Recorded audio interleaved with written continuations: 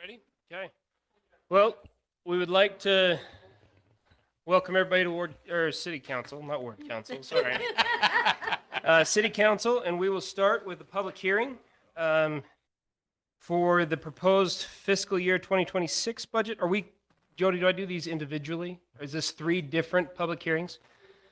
Perfect. Okay, so we will do the public hearing for the proposed fiscal year 2026 budget. Oh, yes. Yes, I'd like to excuse the mayor. He is taking care of some personal matters, and we send our condolences. He lost his mother, fortunately. I'll start this again. The public hearing, no, thank you. Proposed fiscal year 2026 budget. Chris, We've you're got a up. mic? No, this is a no, public this is hearing. the public hearing. Yes, so if we've got a microphone for Wayne.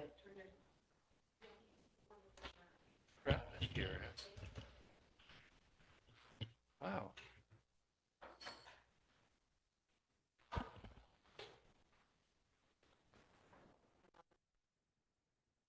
Reason for that, Janet, but Silence me. Mine won't turn on. I fixed it. Comes on now. I'm here as a resident. My name is Wayne Franson. I consider all of you my friends and will forever be. I hope I'll still be your friend after tonight. I wanted to make a few comments on the budget. One of the most important things that you all do as legislators is a budget. If we don't have a budget, we really don't have a city that can function. And I've been disappointed this year, and maybe a little bit in past years too, but since I've kind of been involved with the workings of the city, some things have become a little bit more evident to me, and I wanted to share those comments with you. The last public hearing we had was like May 21st, where you all passed a tentative budget. And I know that's a work in process and still is, and will be for another maybe couple of months in finalizing it. But we left the last public hearing with, I thought, a lot undone. There was no, we didn't have good figures to work with, to look at tax rates and things of that nature to help us further establish a budget or work towards a budget. I was hoping that by today that we would have additional information. And I just briefly looked at an email that Jody sent out today, information that she got from Chris, having some additional budget figures in it. I haven't looked at it yet, so I don't know what it says or does. But the last information that I, as a resident, had is incorrect.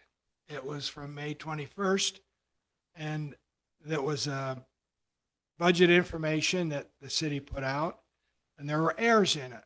And I pointed out some of those errors, and they've never been corrected. For example, it says, as of April 22, an increase in property taxes has not been requested. So that's what our residents are seeing. And I know there was kind of a decision made that, oh, let's go forward and look and see what the issue is with property taxes. Is that something that we want to pursue or not?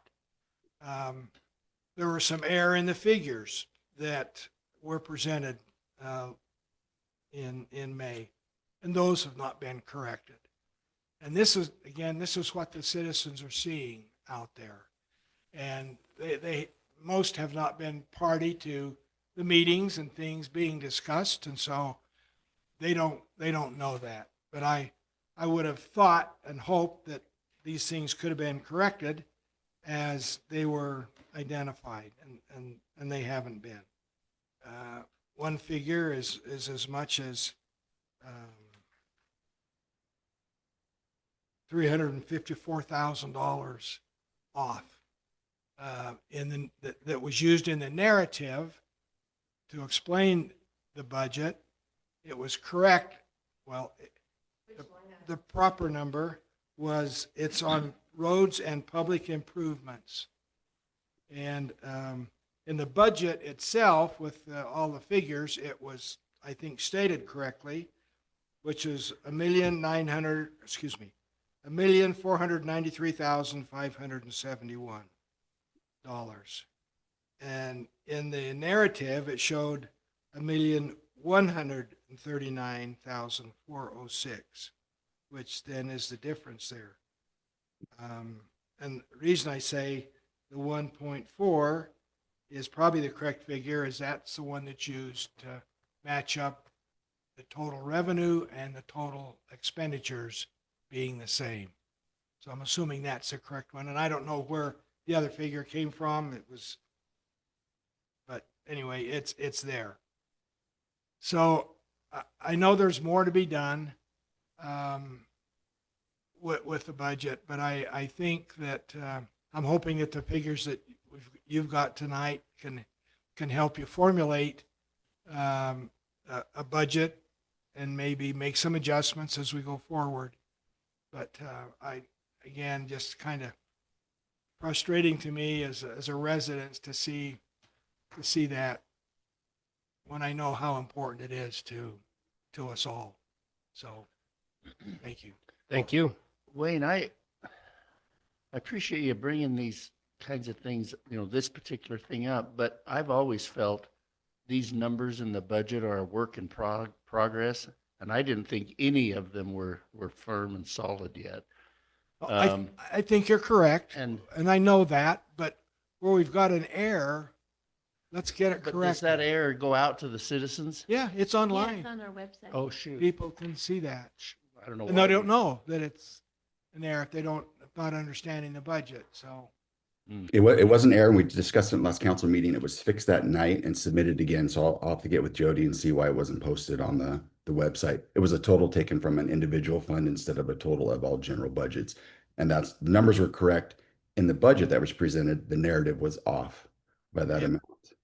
And then also, as far as the property taxes, that budget was the mayor's budget, not the council's budget. The council's the one that's deciding to, they had discussed bringing up, raising the property taxes. The mayor had not. So that's why the mayor told you earlier that budget stands and the narrative stands. That's why he didn't want to change it.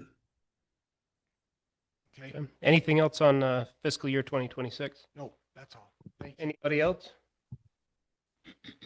I Okay. would like to point out and thank Wayne because he did find that error. He is paying attention and he did find that. So thank you, Wayne, for bringing that up. Okay, we will close the public hearing for proposed fiscal year 2026 budget.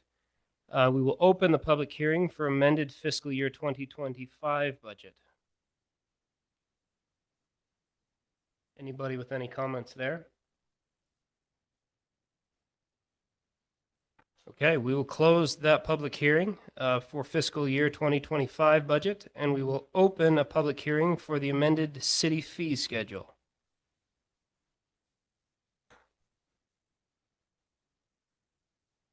Okay, we will close that public hearing. Thank you. We will now open our, Wait, oh, yes, Roger. Please, come on up. can I just say something? Absolutely. Which one do you want to comment on, Roger? Probably just the upcoming budget, and it's not, So the 2026? right.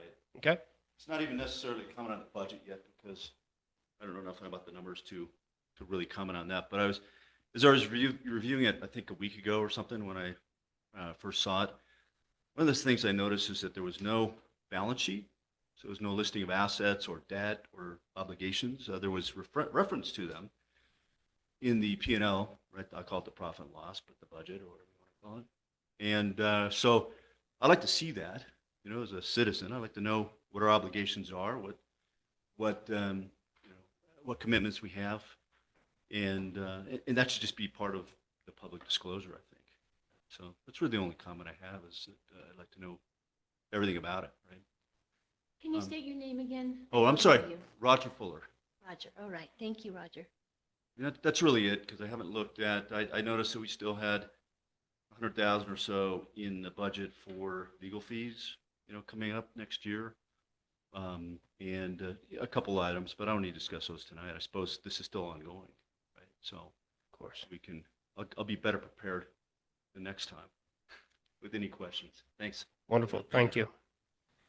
Okay, we will open the work session and go to item number 4, discussion of proposed ordinance 2025-24, adoption of the 2025-2026 fiscal year budget, including the pavement management plan and phase 2 engineering and construction. Also the discussion of purchase of a new first responder brush truck. So It let sounds us. like that some things have changed since our last meeting. I don't Indeed. remember all of that in there. Who do you want to start with this, Chris or Ted? Maybe Ted. Ted, you want to start with item A there? The pavement management phases and phase 2 of engineering and construction?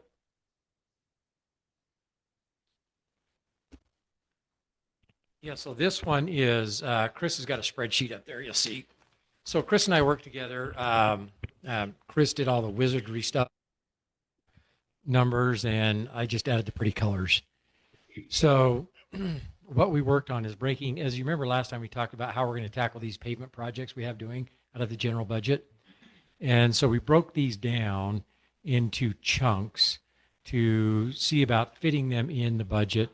And I think this will play into talking about increasing property tax or not. But talking maybe specifically first to the phase 2. So we're calling it phase 2. Phase 1 of the pavement management plan, do the project that we've already got under contract, that the contract will be here in August in doing. That was a fiscal year 2025 project. So the budget for that is fiscal year 2025. We then looked at doing the next phase, which is a fiscal year 2026 project. And this one, if you look at the road portion of it, so we got the stormwater. So we'll come back to that in a minute. But look at the road portion of it. This is a what they call a mill and fill. So the sum of that was about $500,000. There is a chance that we could get this done this year, believing we already have the budget. And Chris will talk a little bit more about that. So in other words, we could knock out the 2025 and 2026. I've talked to the engineers, and I've got a couple of contractors interested. So I had the engineers put together a cost to design it and get it out to bid if we want to start getting pricing on it. And that is what specifically is in the agenda there, talking about the engineers. So the engineer's fee is $15,000 to design it and $6,000 for construction management during construction of it. And then we would get that project out to bid, and then we could move forward with the fiscal year 2026 projects. Now, barring we don't find someone that would do the work this year, we would then just put a schedule in there. They have between essentially whenever our bids are due. Say they're due in August. From August till end of May, they would have to complete the project. That way the pricing's held through the winter. So that we would complete then the first 2 years of projects. This gets approximately, I want to say about 11 to 12 miles of roads done, which is over half of our roads in our city. So these first 2 projects. And then from there, we broke it down into possible other fiscal year projects. Now, there's also included in there, you see Chris included, we had some stormwater projects. As you remember, we had a stormwater management plan completed during the winter. And that was to address our flood waters that are going into Salem. So, kind of a plan of the items that were recommended by the engineer to help control our stormwater runoff, and included those in each of the fiscal year, some of these stormwater projects in each of the fiscal year budgets. So we broke this down over the next, I don't know how many years it was, Chris, 5 or 6 years. If we got 4 right now. 4 or 5 years. So to look at in regards to how we would work these into our budgets over the next 4 or 5 years. This would complete all of our roads and all of our stormwater projects. Now, these are options. I mean, obviously we can draw these out a little bit, a few more years, reduce each annual cost. We can play with that a little bit to complete these projects. This does not include the roads that need water lines completed because they will be separate projects. We'll do the roads when we do the water lines. I've reached out to the funding agencies to find out what kind of available funding's out there, but haven't heard back from them yet. Someone going to give you their contact information with rural development. We qualify for some of the grants they have. It's a different. Generally, yeah. Federal. Yeah. It's run through rural development. I've worked with their funding before. And it's decent funding. I mean, I think Division of Drinking Water has a little bit better program, but if they're not an avenue, then that's obviously another avenue to pursue rural development.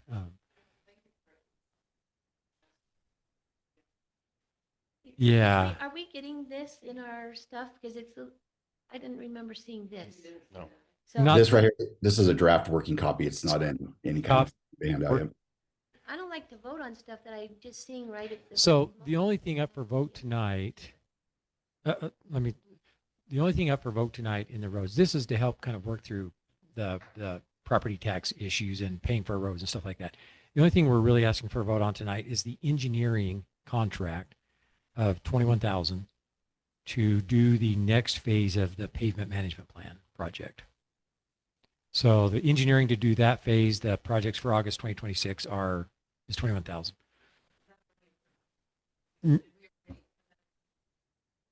It would come out of the fiscal year 2026 budget, so it'd come out of our engineering fees for that year. I guess that's what Yes. I'm. Yeah, so it'd come out of this next year's budget, which we set aside consulting money to do that. So I guess the answer is yeah, it's in the budget. So that's the only thing really that. What he's going to present shortly. And so that is the engineering for those streets in gray there that Chris has Passed highlighted. tonight. Is to do the engineering and construction management for those streets that are highlighted and to get it out to bid this year. So the east side of the city, where the water line is needing to be replaced, what's our schedule for that? I mean, They're hurting. they're going to be hurting when they see other roads, like all of them And- get done before that would be. So um, great question. And here's kind of, and this is what I wrote in one of my TED Talks, and I think we've talked about previously. Good. Two things. One is, and I know everybody reads those TED Talks, so they all completely understand what I'm going to explain, is Every word. when you're looking at pavement management, yeah, I know Janet reads them all. What's that? Oh, yeah, sorry. Yeah.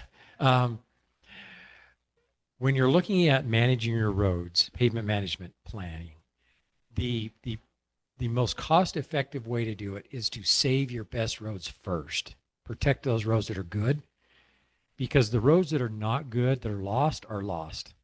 And so if you spend $3 million repairing 3 miles of road and leave 14 miles undone, that 14 miles is now deteriorating over the next 10 years while you're trying to build your budget again to do those roads. So by the time you do those roads, they're each $1 million a mile.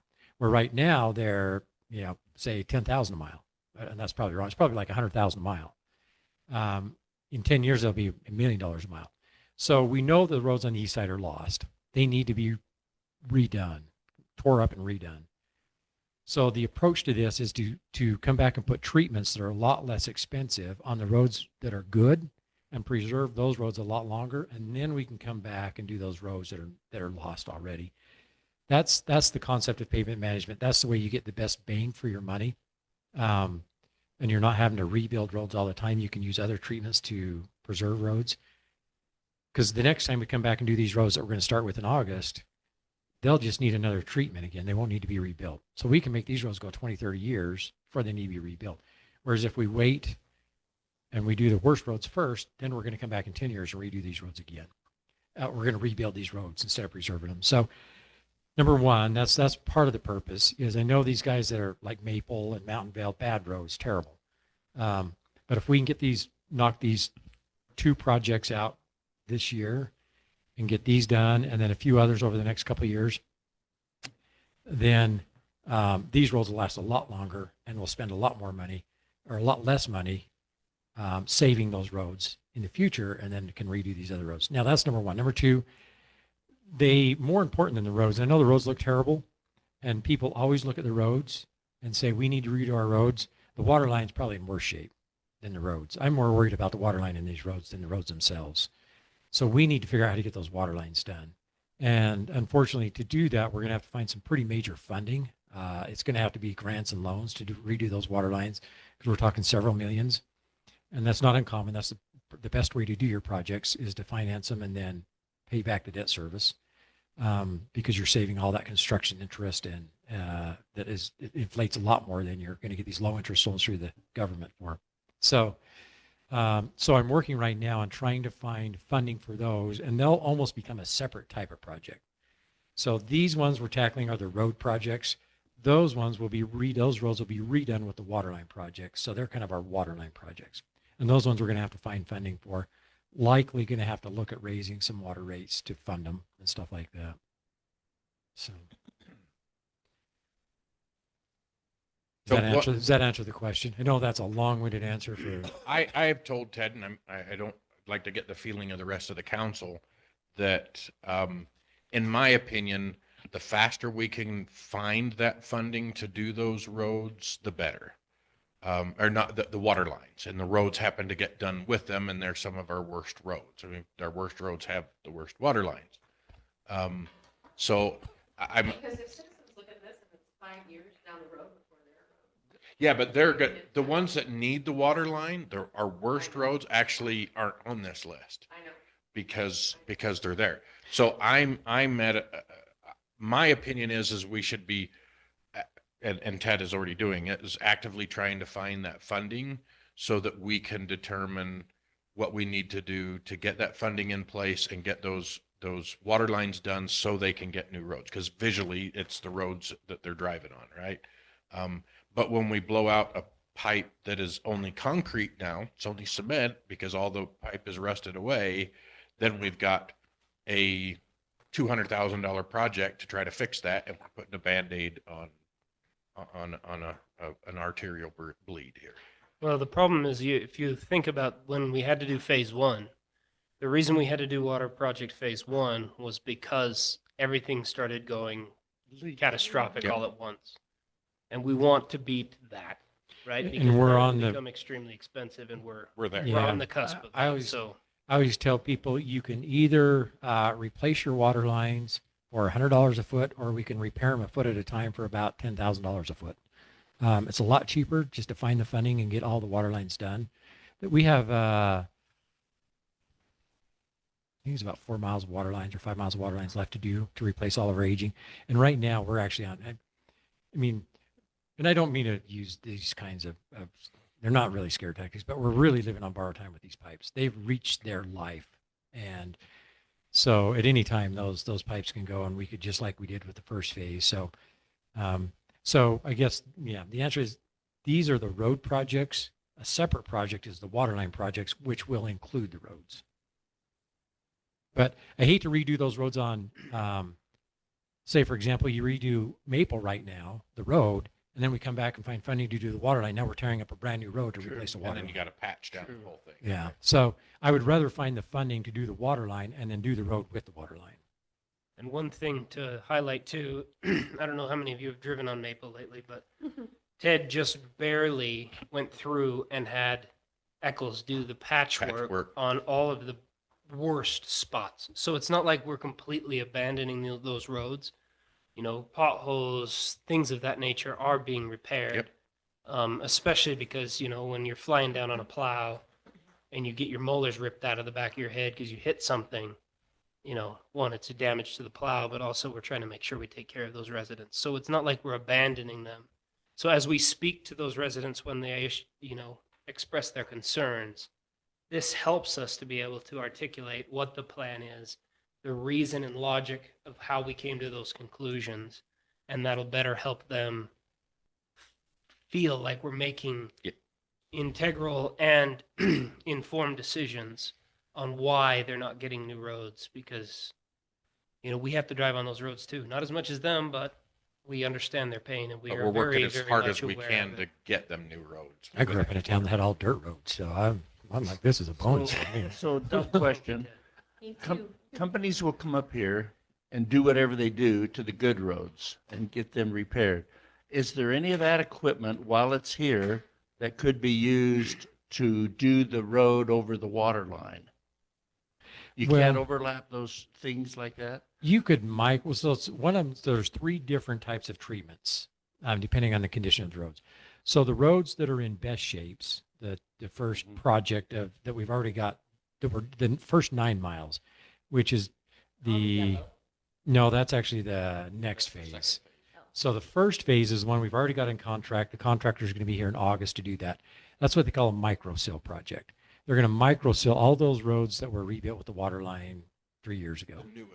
The newest roads, because putting that micro sill down on, that'll last about 10 years. And then in 10 years, probably 6, 7 years, then 6 or 7 years, we're just micro sealing again. We're not rebuilding the whole road. Whereas if we wait another 6 or 7 years, we're going to be doing a lot more to that road than just micro sill. So micro sealing is a way to seal the road that doesn't fill cracks. You have to do still some crack sealing, stuff like that. So in other words, to do like a maple with a micro seal would be kind of just a waste of money. You would have to crack seal so much, that road would be so crack sealed, and then micro seal it, and then you would spend, hundreds of thousands of dollars doing that because of all the work required, that that it would just be a loss of money when you redo the water line. Same with the mill and fill. Now, mill and fill would help correct a lot of maple, make it smoother for longer. But once again, it's more expensive to do the mill and fill. You'd probably spend over $500,000 just on that one road alone. And then we would tear it up and spend another $500,000 on it again in 3 years or 2 years whenever we get water line money. So it's just not the best use of funding to do that. So my recommendation is on Maple, Mountain Bell, some of those roads where we have to replace water lines, just we wait till we do the water line. We'll just keep patching them like we are. And if we can find water line money next year, then we'll do them next year. So they're not 7 or 8 years out. It They're scares separate me- It scares timeline. me seeing May of 2030. That's, I think Well- the Maple residents would be a little discouraged. Yeah, All of that's- them on the. Oh, So yeah. so two things. One, that table is one I pull out of our management plan. That's actually May of 2030 is not correct. Okay. So look over, you got to look on the tables over here that Chris has done. That was the engineers that put that together. We broke this down into, so you're looking at a table here that doesn't include those roads in Maple or Mountain Bell. This table has none of those roads on it. They're a whole separate project because they're a water line project. On that side, that aren't colored. Yeah. So Maple, Mountain Bell, we don't know the timing of those. They won't be 2030. They could be next year if we can find water line funding. Okay. They're a separate, these roads are on one track. The water line projects are on a whole separate It might track. be 2030 when they do the next micro seal after we replace the road. Yeah. But so to answer your question, Maple, Mountain Bell, those could get done within a year or two if we can find the money to do the water lines. These are all the roads that we're not going to do water lines in that we're trying to preserve. All right. I feel like the 3-phase water line project has been dropped. We did phase 1 and then dropped. And that's what I've seen. And so when I see those other water lines deteriorate further, they'll leak more, we're going to have some issues. I'd like to continue, as you kind of pointed out, in the next 2 or 3 years, Yeah. preferably. And I've still been keeping in touch with the state agencies. They've not been dropped from our purview. Okay. We still reach out to the funding agencies. Right now, so we as a city, our median adjusted gross income is usually what they base your qualifications for getting loans and grants on. We're pretty high, our city is, and you can imagine. So we don't qualify for a lot of grant money. We have to take on loans. Now, the state and the federal government offer loans, low interest loans. The last one we got was 0%. They'll go up sometimes as high as 4%. I don't see it much over 4% for these federal and state loans. But even when you take on these loans, one thing you have to demonstrate to the government is you can pay back that loan. and you can only pay for water out of water. So all these these are all general budget items. Water can only be paid for out of water. So our water revenues have to repay that debt service. And so in order to repay that debt service, we have to demonstrate to them that we make enough money off our water system to pay back any loans we have, which means we have to raise our water rates. So that's kind of where we're headed. Bottom line is we're going to have to take out a loan to do those projects, and we're likely going to have to raise the water rates. Talking with, staff and other leadership, there's kind of a period of time before we really want it, because we raised our water rates for the last project. Last phase. Yeah, we kind of got to let that settle, because we're probably going to have to do it again to do these Maple and Mountainville and all those roads. So to answer your question, from my perspective, they haven't been dropped. And I keep reaching out to the state and the federal government to find out what programs are out there. During ARPA, they overextended themselves. They actually gave away more money than they have. So they're waiting for some of that loan money to come back in. So they got to a point where they weren't giving out any money at all, even in loans. Now I've heard they're starting to kind of redo that. I called the guy this week. I haven't heard back from him yet. That's over the funding program for the state. I haven't heard back from him, but I heard they're starting to break out some loans again, but then they're going to die off again. So we're trying to catch a window. But in order to do that, like I said, we're going to have to raise our water rates. Yeah. Okay. Does that thank answer you. a lot? Thank you. Answer all that stuff? I think so, unless you have anything else for the pavement management plan or phase 2 of engineering. No, I think engineering, this was all a discussion for the tax thing. Perfect. Really, the thing we're looking for approval on is just the engineering for the next phase. Okay. Brush truck. Oh, sorry, go ahead. Please. Brush truck. We wanted to just kind of plant this seed. We started that wildland crew program 3 years ago. And Craig, I was actually talking to him today, and he said when he approached the council 3 years ago, the idea is that we would use this wildland crew and they would go out and brush 192, our old brush truck, 2006. And that he would go for a few years, 2 to 3 years on the program. If it is not successful, they would scrap the program and brush 192 would just be sold or be put in our backup fleet. If it was a successful program, he had commented that brush 192 is not going to last beyond that and would need to be replaced to keep the program successful. So I kind of want to just report on that and then start looking at making this program even more successful. So right now, brush 192 is bad. Every time we've sent that truck out on a fire with our crew, it breaks down. The last fire they went on in North Dakota, it cost me $5,000 to get it home, and we had to pay for a motel night and travel for Lance. The city was over. He was on his way home. And this is occurring every time they go out with this brush 192 truck. So the last bit fires I've been sending them on, we send our brush 191 truck, our newer truck with them, because that one there is more reliable. So we keep brush 192 for the city.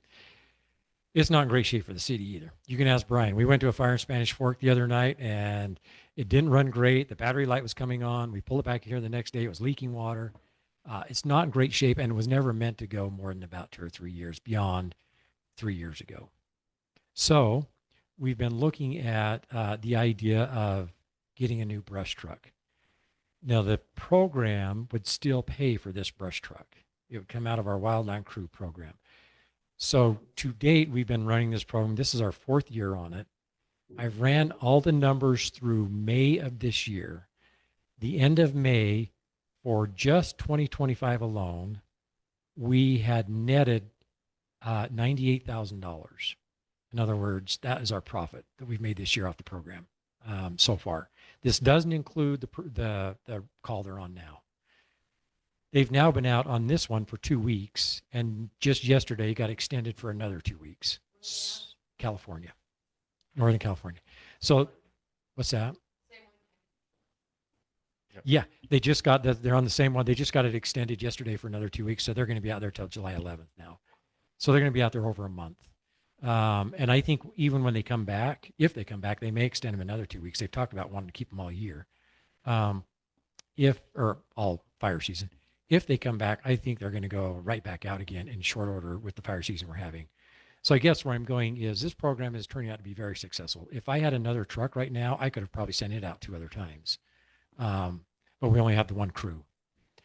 Ted, did you say that it was 9,800, 98,000? 98,000. That they have gotten in 4 years? No, that's this year alone. Just this year. Just this year. That's what they've netted this Okay. year. Their income has been a little over 200,000, expenses a little over 100,000. And that's January to today, or January through May, not our fiscal year. Right, January That's- through May of this year, That's not called fiscal a year. successful program. So we're talking 5 months of the year. Yeah. Now, overall, they've made $162,000 in the program netted. Is that including this year? That's including through May of this year. That Palisades fire really kicked us. Yeah, that helped a lot. There's been years, the first year we made 100,000, now about 60, 70,000. What was that net? The first year, I don't remember. Off the top of my head. I'd 20,000 have to or look. something? Yeah, it was. Probably more than But that. it paid their salary the next. Paid their spring. salary for that. Yeah, we set aside Yeah. money for their salary Yeah. next spring. It was So I guess where I'm going is this program is turning out to be very successful.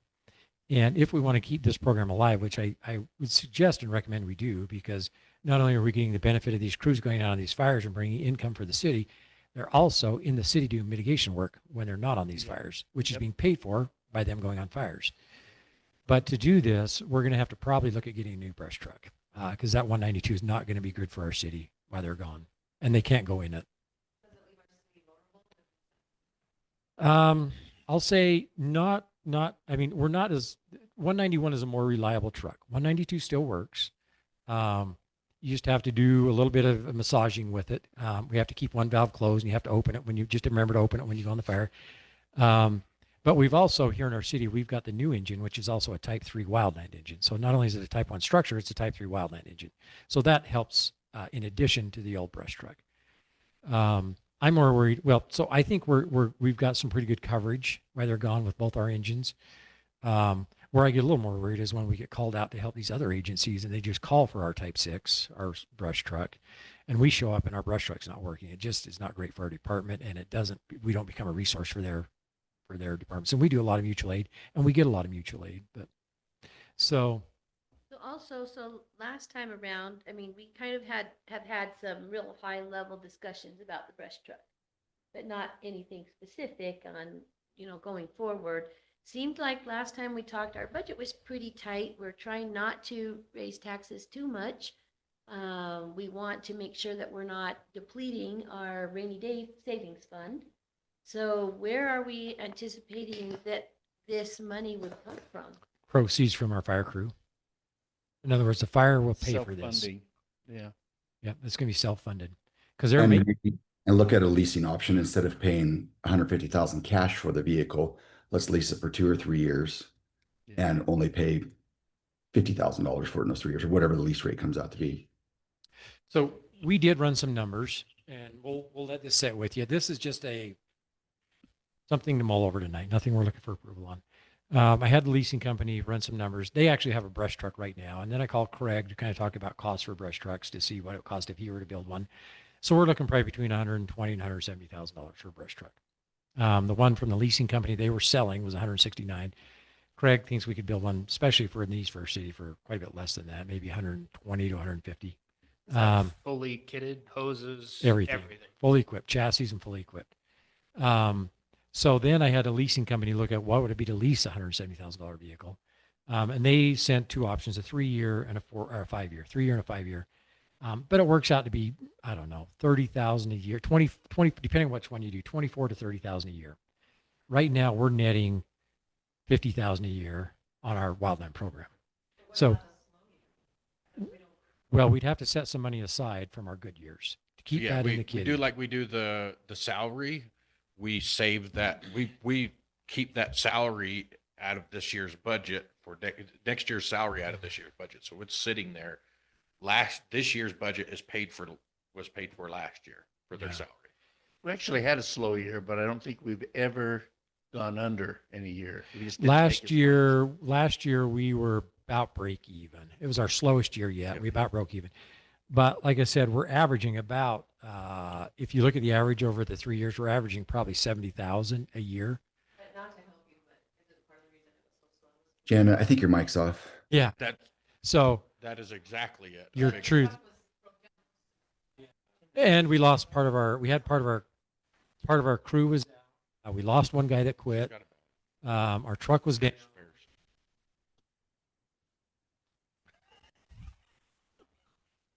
So, anyway, to keep this program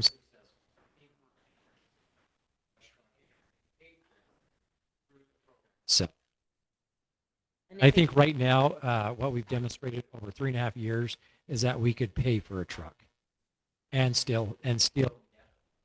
Yeah, and leasing, which I think is a great idea.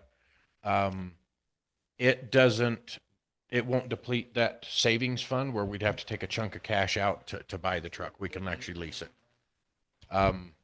So I believe the lease, I would lean towards the 5-year. And then it's paying every month, which we're making money, on those trucks every month. So I think leasing is a great option to keep it all within that, and it never comes out of city budget. One thing I've talked to Lance about too, heads up our wildland crew, is running a year-round program. Because last year we started in January and we went out 3 times before the end of May. There were fires throughout the whole entire winter season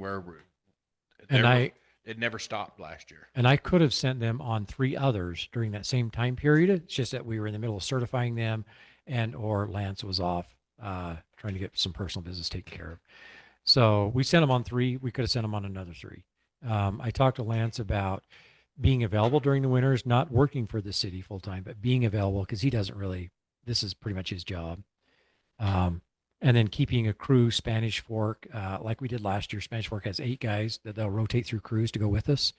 And I think we can send a crew mostly all year out and even be more successful with the program. these are people that are okay about being gone all year long. This is what they expect. What they expect, okay. The only thing that. Well, they rotate too. Now, Lance is good about it. I mean, and when you say during the winters, it's not like they're gone all the time. They'll go for 2 weeks. They might be home for a month, go for another 2 weeks, be home for a month or whatever. Spanish Forks. Yeah, he's been doing this for 40 years. He knows the game. Spanish Fork guys, they have 8 guys they rotate through to send with our crew when we need people. Salem has a guy. They send with us when we need to go. And I've learned about another guy in Springville that's a possibility. I've reached out to him as well. So, because I'm trying to find a crew right now that could take our other Type 1 out, because I think we could be making money off that right now, but struggling to find a crew. So when we were told about the new engine, the plan was potentially that the second engine would be also headed out. We haven't seen it go out. Is there a plan for that, or would it make sense maybe to sell that to finance said brush truck? So originally I was on the camp side of selling it, mainly because I think we need a new ambulance too. But so I was in the camp of selling it. I pitched it out to the fire department and they were not for that. Their preference was to keep them both. So I said, okay, we'll try and keep them both for a little while and see what pans out with this EMAC. Well, probably a month later, we got a call out on an EMAC.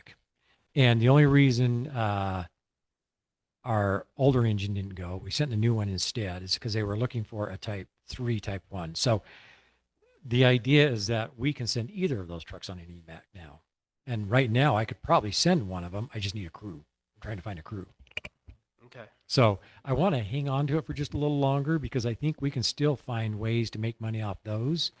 I'm working on trying to line up crews to go. I wouldn't be personally comfortable right now sending out our new engine because we don't have the new brush truck. Well, I'd rather keep, that was funded by the city, Yeah. the residents, Yeah. and that needs to be here always to protect them. That's Right, what I was so- wondering about, is if we're sending that out and it's summer and it's fire season and our truck is in another state, that would be a problem for me to vote for. Yeah, that's why I'm trying to get our Type 1, our older engine, which is a Type 1, older engine crew for, not our new one.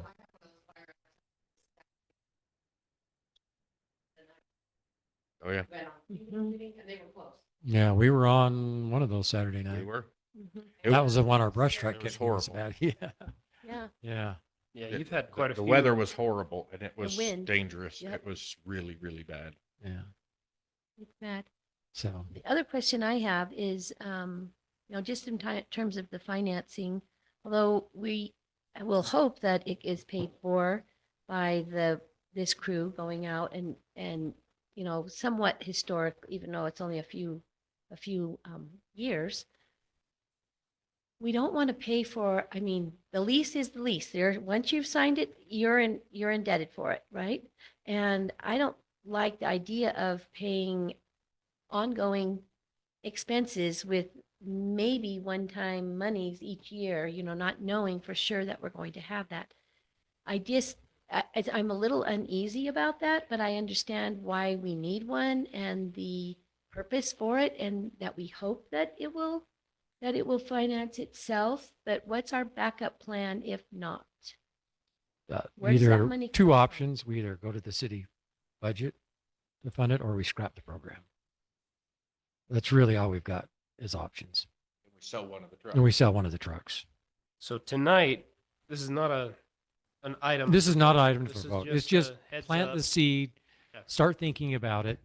Well, because Um, it's under the discussion of the proposed adoption of the budget, so it acts as if it's included in that budget. But if it's not, why is it on the agenda as such? Because I wanted to know, I mean, we only got it at the new budget at an hour ago.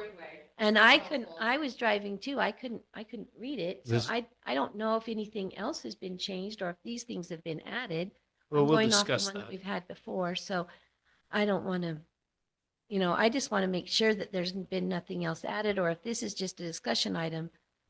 It's a is it- discussion Why item. is We it don't under have the any- adoption of? we don't have any money. We don't have a cost for a truck or anything like that. So Jody, you want to come up?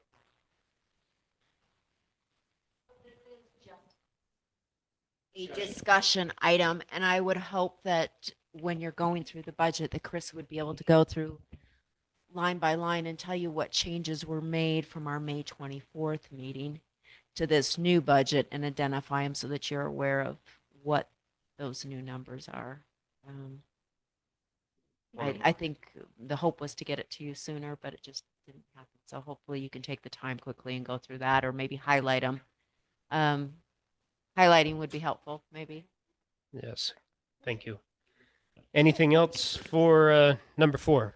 So, and just keep in mind that we've also got, if we took the route of a new brush truck, we would sell the old one, which would go towards the proceeds for a new one as well. Knock that cost down. So Okay. it's not like we'd front the full cost. We'd have some money to put down towards it, so to speak. But We're not Which would you collecting say? vehicles. no, we don't have the space for any more. So we've got to sell if we get. But Perfect. I think this is really a valuable program. It's proven to be really successful. It's making some decent money for the city and for our fire department, and has a lot of benefits. So I think it's worth some serious consideration. Thank you.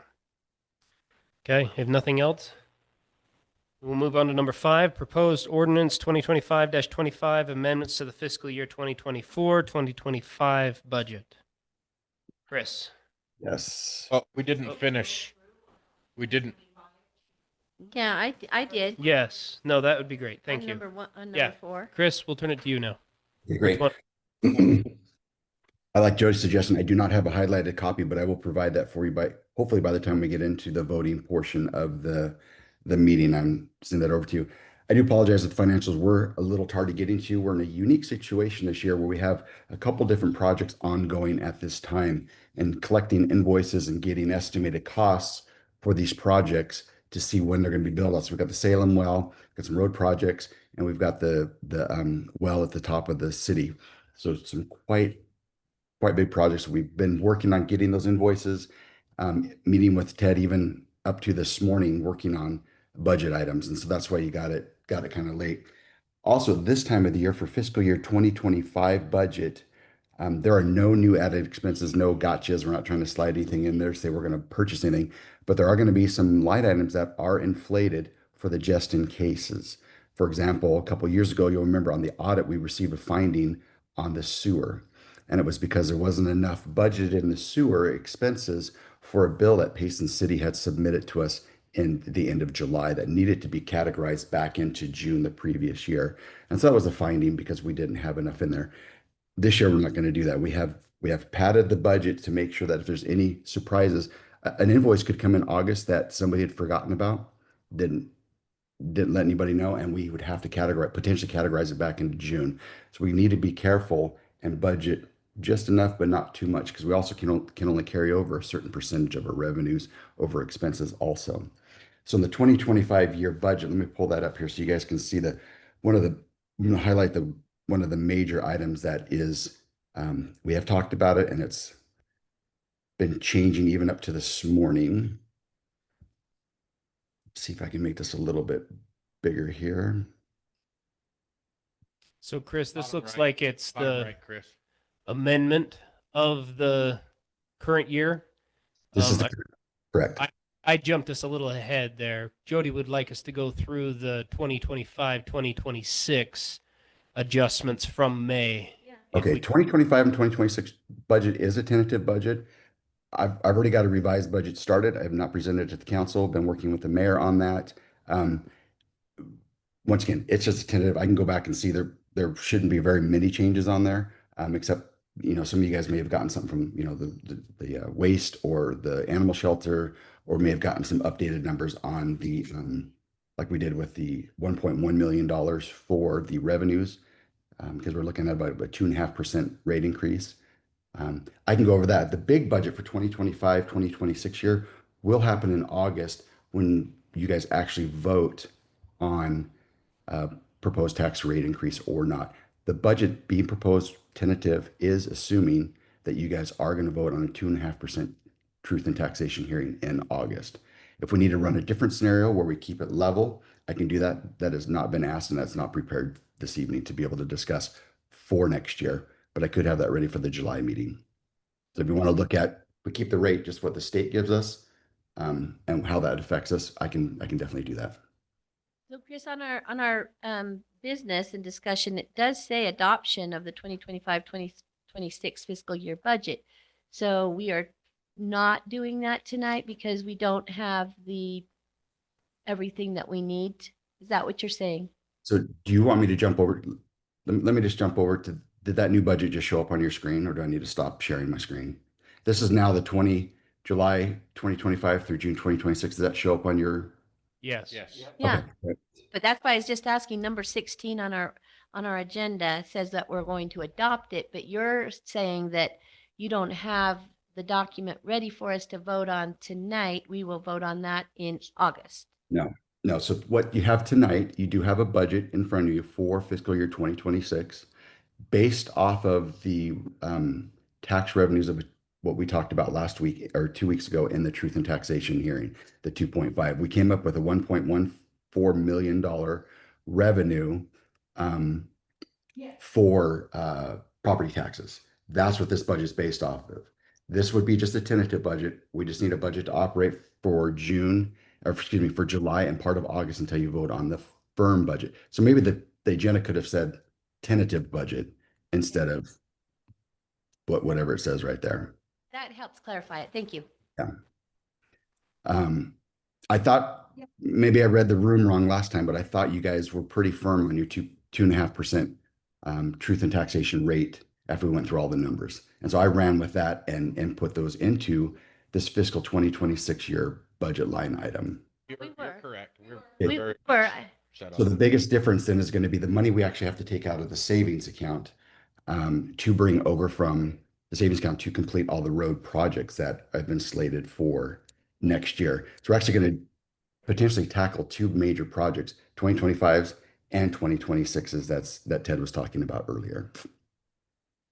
And so that transfer did decrease.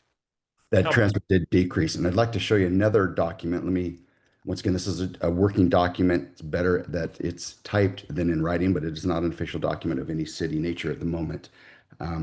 Give me just 1 second to pull it up here, because in talking, there was some questions about, what's this going to look like in the future for the city?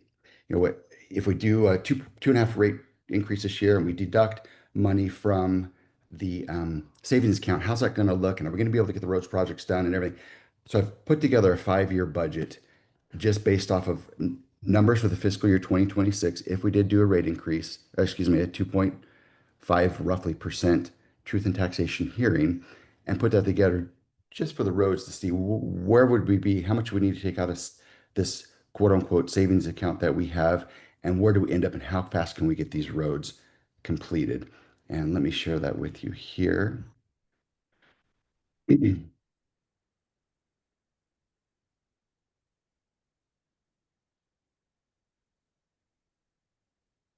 Okay. So once again, this is just looking at the roads because that is the biggest chunk of our budget. As of right now, we have round figures. We have about $1.3 million in that Fund 40 in the Public Works. Sorry, let me just get the right fund for the record. Fund 44. This is where we've been saving for road projects and things like that. If we follow kind of what Ted and I have been working on with getting the roads completed, not the water lines, but the roads, we're only dealing with general. Did my other screen pop up with the different years now with the August 26, August 27, the different streets? Did that pop up? Yes. Okay, great. So taking into consideration what's being proposed to do in August 2026 with the stormwater, we've been having those challenges, as you know, with our water running off the hill and getting into the other communities, getting some of the stormwater caught up. So we're going to roughly need about $640,000 to do this portion in this year of 2026. I'm going to jump back to the budget. So I started just plugging those numbers in to see, okay, with stormwater and our pavement management plan, which is PMP, what does that do for us, and do we have to raise property taxes? So I took the property taxes from 2026, 2027, 2028, 2029, and just did a 3% across each year. If the council did a truth and taxation hearing and raised property taxes 3% each year, we still would need to dip into our savings account each year by this dollar amount. So roughly 300 grand this year, 300 grand next year, 275 the year after, 150 in 2029, still leave us about $275,000 in that savings account. However, we get all these road projects and stormwaters done by 2029, and we would get a jump on that.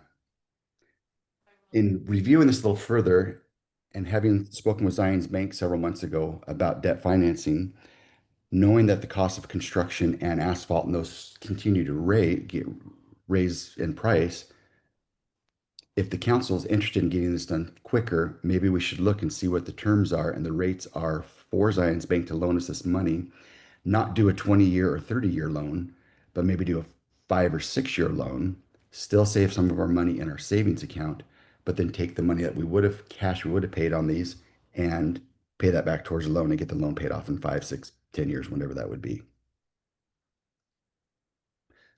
That's what I'm talking about in the 2026. So this has kind of been input into this budget. Let me show you the sheet that you received earlier. Stop sharing this, get back to this one. And Carrie, to answer your question, we have not put anything additional for any equipment like the fire truck or anything in the budget. That was just being brought up just for you guys to start thinking about. Okay. So we're going to be just looking really at this last column. So this is fiscal year 2026 proposed.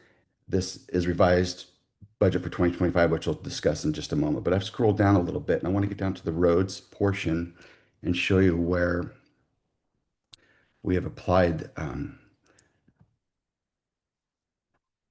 those expenses. Okay. So I left the $697,000 in there, knowing that we're going to still have potholes pop up. We're still going to need to do repairs and maintenance through the city. I left some cushion in there so we could continue doing those kinds of projects. So when we go out to 2027, 2028, 2029, which my program is having trouble printing those reports, you'll be able to see that numbers were plugged in there based off of the pavement management plan and the storm plan with keeping the tax rates increasing each year at 3% only for property taxes. But once again, if that is something that you guys are if that sounds good or doesn't sound good, regardless, we may want to look at Zions Bank and see what their rates are and what that would do to our underlying budget and keeping cash in the city.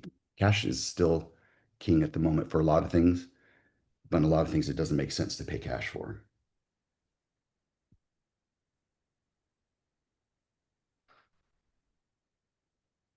Okay, is there any other differences from our May budget when we looked at that to now?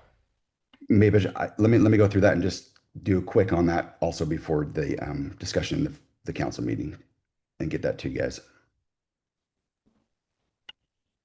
Thank you. In 2025, I'd need to do the same. Because there are some things, like I said, we've been padding to make sure that each of the categories has enough so we don't get a finding on them. There has been changes throughout the document, and I will provide that to you also in highlighted form for the official meeting minutes. But that just doesn't, I'm super disappointed. I came frustrated tonight because we just didn't have a lot of time to look at it. And I know we've gone over it before, but there's been a few changes made, and Yeah, we I went was over. right on the freeway when it popped in. So, Yeah. you know, I'm just saying Yeah, I'm me too. frustrated and super disappointed because if we're supposed to approve it or even tentatively approve it, I would like some time to chew on it. I'd like to go through it. I'd like to be able to look at things and know what's being changed. And I we- feel similar too with that. A little bit of time, even if it's not much, we've discussed it a lot, but there's still some things in there that I would have liked to have looked over. Our whole point of doing the 2.5 increase was to try to maintain our rainy day fund at a certain level for any potential emergencies. And yet it appears that we're just going to be using that all along as if it's an ongoing funding mechanism instead of a once a year item. I don't know. I feel uncomfortable with that part of it when to tell our residents we're doing this so that we can have a level of safety. We want our roads done. Yes, that's a level of safety also. But to run a city with always having to use our savings for our regular budget items something doesn't sit right with that. Do we have any state requirements requiring us to pass these two today? Yes. Yeah. Yeah. Must be We also have passed. to remember, guys, the taxation in the general account is supposed to cover the yearly expenses. We're not supposed to be building up so much money. Water counts an enterprise fund. We can save as much money. But the way that the state has asked us to budget is you put your budget together. So let's just say it's 2.5 million, and then you back into a truth in taxation number. We try and keep our conservative approach and do it the other way, where we're not trying to get this $3 million or $5 million budget and then raising their tax rates to 0.006%. I get your frustration on just getting the numbers here. And like I said, I will spend time and get those highlighted. Hopefully there's not very many changes that will be differentiated between what we talked about 2 months ago and today. There will be some. And I will get that back to you and have it ready for you in the next session of the council meeting here in an hour. Thanks. So one of the things that we talked about last time was, and I don't know that everybody's on board with this, was not necessarily saving tons of money to have a rainy day fund that's a rainy day fund meant to deal with our emergencies. We've saved up $1.3 million for roads. We're not going to have a $1.3 million road repair. All at once. Yeah. No. So I'm thinking $250,000 is a good, and maybe I'm wrong. This is kind of a Ted question. Having $250,000 in a road emergency fund. Once we get through this paving management plan, we can then normalize what we're spending every year on our roads. but I disagree because by the time we get to the end of the plan, the first roads we did, we'll need done again. But it's Not to the same not to expenditure. the same expenditure. That's why we do the micro seals and things like that, because it maintains it for another 10, 12 years. So, and you're right on the pavement management plan. Generally, by the time, see, one of the challenges we have, and I'll throw out a couple things. One of the challenges I have is we're playing catch up right now. Our roads have not been maintained for I don't know how long appropriately. Well, that's probably not the right word for it. We've just never spent the money to get the roads done right, right? And so this pavement management plan is catch up to everything we've been putting off. We've been kicking the can down the road. Now we're paying the Pied Piper, so to speak. Once we get through these, for example, right now we've got about $3 million worth of road work to do. If we get through these, we'll start back over again and maybe only now $1 million to do through the next section of it, because we're only going to be come back. We're not going to have to reconstruct all the roads, right? We can micro seal probably a lot of them, maybe mill and fill some, probably reconstruct a few. And we kind of keep that process going to where we get the initial chunk or initial improvements done, so to speak. Then we can manage them at a better with a better plan.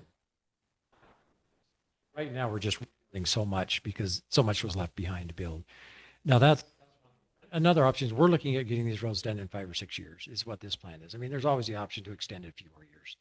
That would reduce the annual expenditure towards these, but instead of 5 years, you push them to 7 years or something like that, and then you knock off a couple $100,000 a year or something like that. But then your repairs after that first set of phases are done and you go into the next maintain, those become bigger. Right.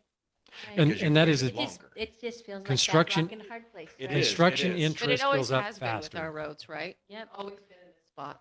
That's why But my opinion is using up this savings fund that we have and getting these things done to a usable, getting our roads to a usable level so we can more level load what we're doing every year and we can maintain it at a lower cost is going to pay dividends in the long run. And I don't think we need more than $250,000 in a road emergency fund. probably not. Well, it's not Um, just a road emergency fund. When you have a rainy day fund, it's for anything. Yeah, but that- this one is set up for roads and Yeah, that's a uh, PTI I've set up for yeah. roads. Yeah, this what is that was- what that was. That's the specific for capital- roads and, the capital money that's what's the other, saved. stormwater. So Yeah. that's different than the rainy day fund. That's a. Well, this is our capital fund. roads rainy day, so we don't But have it's just still a one rainy capital- day It's fund. just a capital It's a- fund for roads, which is different kind of savings than what I'm talking about. Yeah. I'm talking Well, I don't about. think we have a rainy day fund like that. That's just a general rainy day fund. We do. I've not seen it. We don't. No, they're all in separate. They're all in accounts. separate categories. They're separated by Interesting.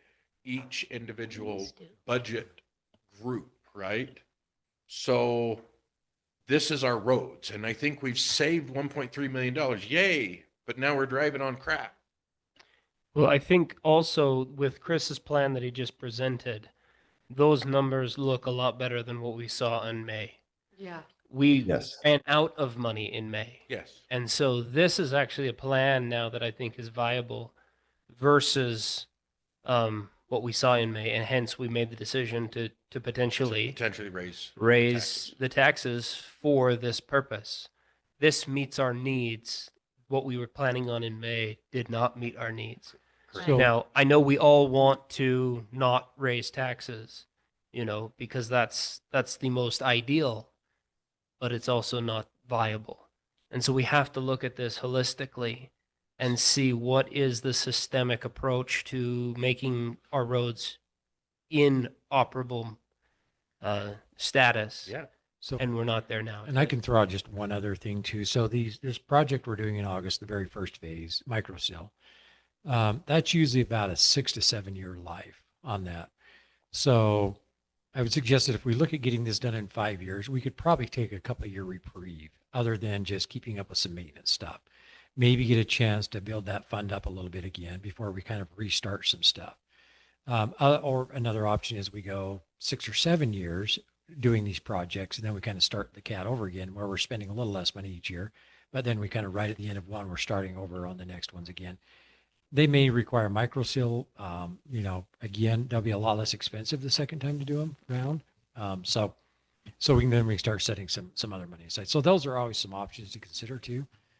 It's not like if we get it done in 5 years, we're going to then next 5 years have to spend another 3 million, right? We could give it a couple of years, and then maybe the next 5 years are $1.5 million to redo the road, something like that. And I appreciate the breakdown because in May I kept saying, well, how are we going to pay for it in the future? And nobody had an answer. You and Chris both kind of shook your heads like, we're not sure. So at least there's a plan. I have a question too, Chris. So when we say, I mean, savings can be all over the place. So we call capital project savings. We talked about rainy day fund as a saving. So is this money that we're talking about that's specifically for roads then a capital project for roads and road maintenance? Or are we considering it that rainy day fund? Because now cities can have 25% of their budget in a rainy day fund that's not dedicated to anything specifically, just for those emergencies that could come up. You're saying that we don't have any fund for emergencies overall, just general. We have all of our quote unquote savings designated for certain entities, including roads. I know enterprise funds, water, sewer, et cetera, come from that revenue, but roads comes from this one. So is this, I guess, a capital project fund that's 1.3 million is in, or is this considered the general rainy day fund that we have this in that we've just designated towards roads kind of unofficially? Okay. So the 25% is only for the general fund. Everything else we put into the PTIFs, and that has been quote unquote our savings accounts. Like we've got the one for the new fire truck, the new ambulance, snow plowing equipment. We've got the public works. And those ones right there all total about $1.3 million worth of quote unquote savings and or projects. So maybe we're meshing the two together, but physically within the general budget, the Fund 10, we can only carry over 25%. And Anything in there right now? There's nothing in the general rainy day fund. so there is. So when you see the budget that we've been talking about and the proposed budget that has been on the financials for the past couple months, the one that said proposed 2025 fiscal year in draft form, if you look at the debits and credits, they equal zero. However, once again, we put in extra money in different categories to save just in case those other bills come. They never have in the 20 years I've been doing this. We have always carried at least, as you know, also in the audits, those are one of the findings that we have had that says you carry too much cash over.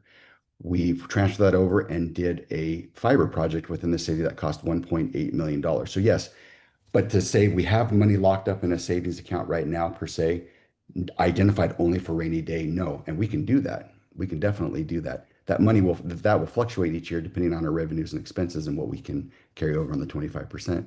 But we surely could set up a PTIF and dedicate it just for rainy day fund. But it wouldn't be much more than, I wouldn't think it'd be much more than the $250,000 Brian's talking about. Right. Well, that's just what I was wanting to just clarify. Yeah.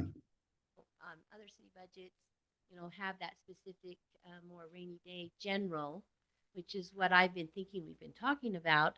But then this more dedicated money is usually more for a capital project or something specifically savings. And so I just wanted to clarify the differences there, because we don't really have a line for that. You've just put it in on other lines as that buffers quote savings.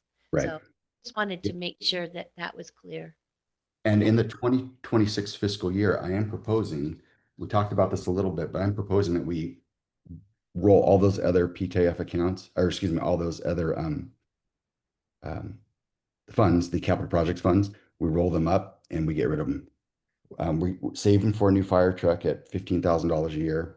We're never going to keep up with inflation. Saving for a new ambulance at $5,000 to $10,000 a year. We're never going to catch up to inflation. With the leasing mechanisms now that are offered to cities within the past couple of years, that's been a better deal not to get rid of the cash.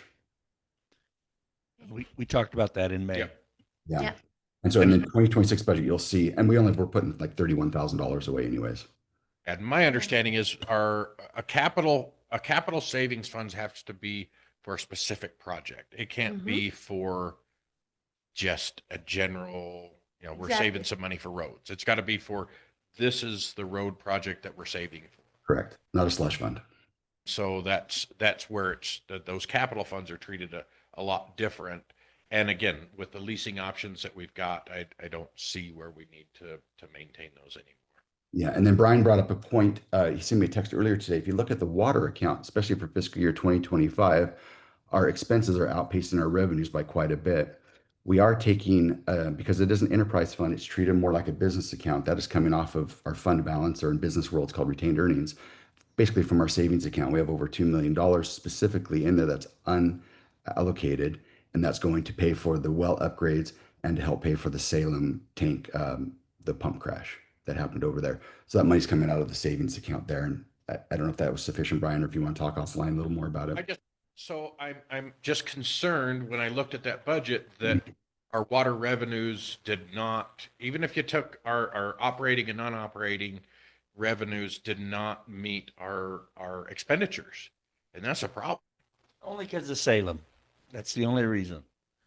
That rebuild down there, I mean, which is a total surprise. In my opinion, that's why. Well, I mean, is that Salem's repair? 40% is ours. I know that, but I think that came out of that other Water. undesignated water savings. Yeah, so in that account, what Doral's talking about, I think you both are right. That account, you look on that line item, we have a budget of 810,000. Once again, we did not know how much, how quickly, when it was going to get done. We wanted to make sure we had enough in there that we could cover the expense. But we did get a bill from Salem, was Ted, help me remember, $130,000, somewhere right around there, $134,000. So we did receive one bill.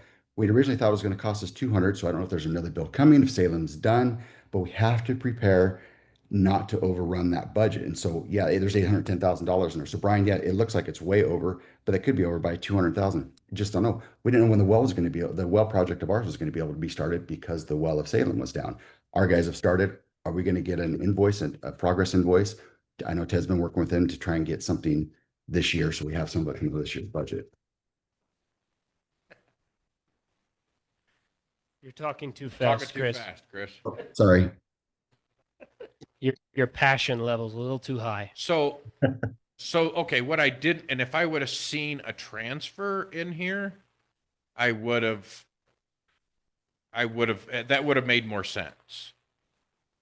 Yes. I've tried doing that before in this enterprise account, and there's not a mechanism, an easy way to do that. It's just when you look at the financials from the Q3 or Q1, which is quarter three, which is January through March of this year. If you look on there and look at the fund balance on the balance sheet, it'll show you that that's where there's, I'm gonna say, extra money that's sitting there for that particular fund that could be used.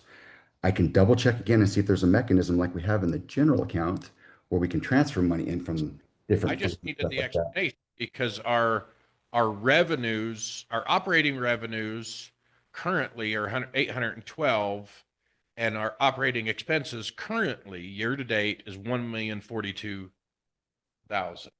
And that is a problem for me.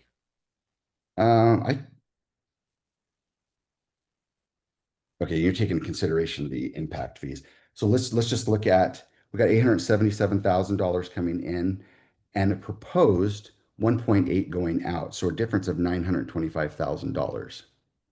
We know the well was going to cost just about $500,000 for our well fixes at the top of the hill, which Ted, maybe you can get back to the microphone and see if those numbers are still good. Plus the saving tank was going to be about $210,000. So we've got $700,000 just for those two repairs alone, not knowing exactly when they're going to get done or when they're going to be built out. So this budget. Go ahead. This budget, Brian, is over padded.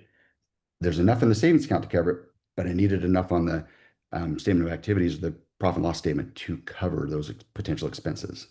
Okay. So when I look at our final 2025 budget, right?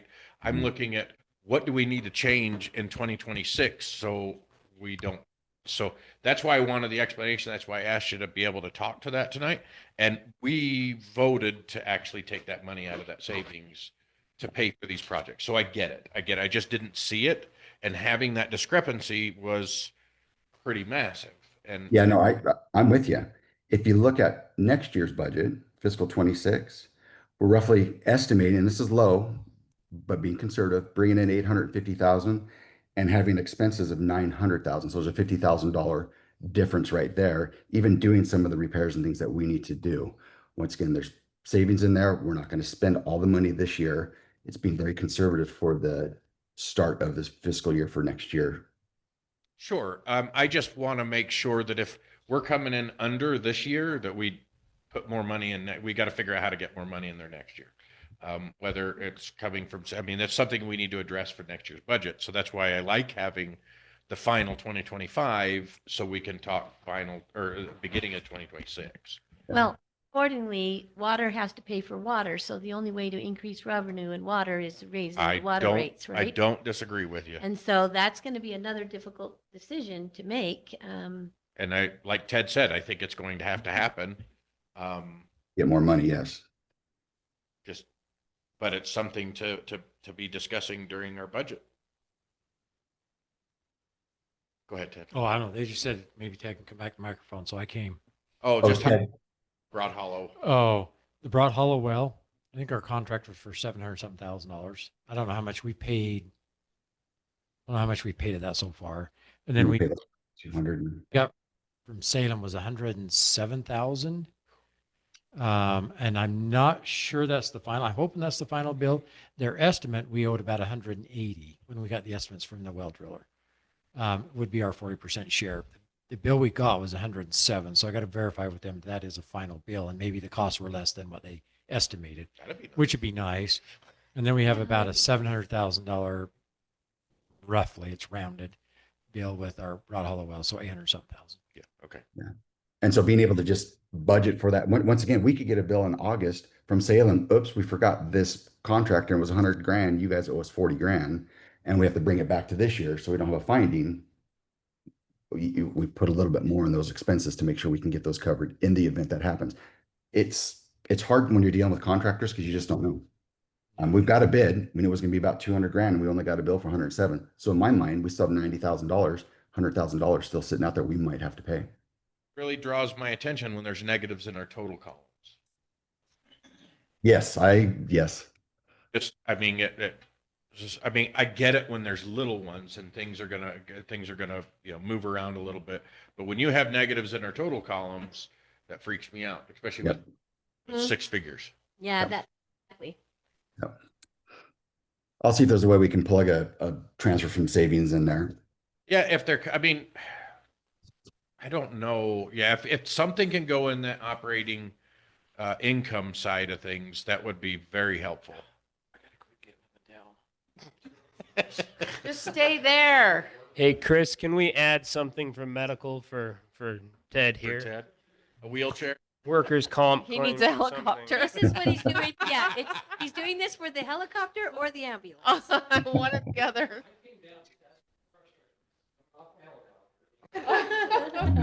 He didn't even bring it up. Okay. Any other questions for Chris or anybody else for either the 2025-26 budget or the 2025 or 2024-25?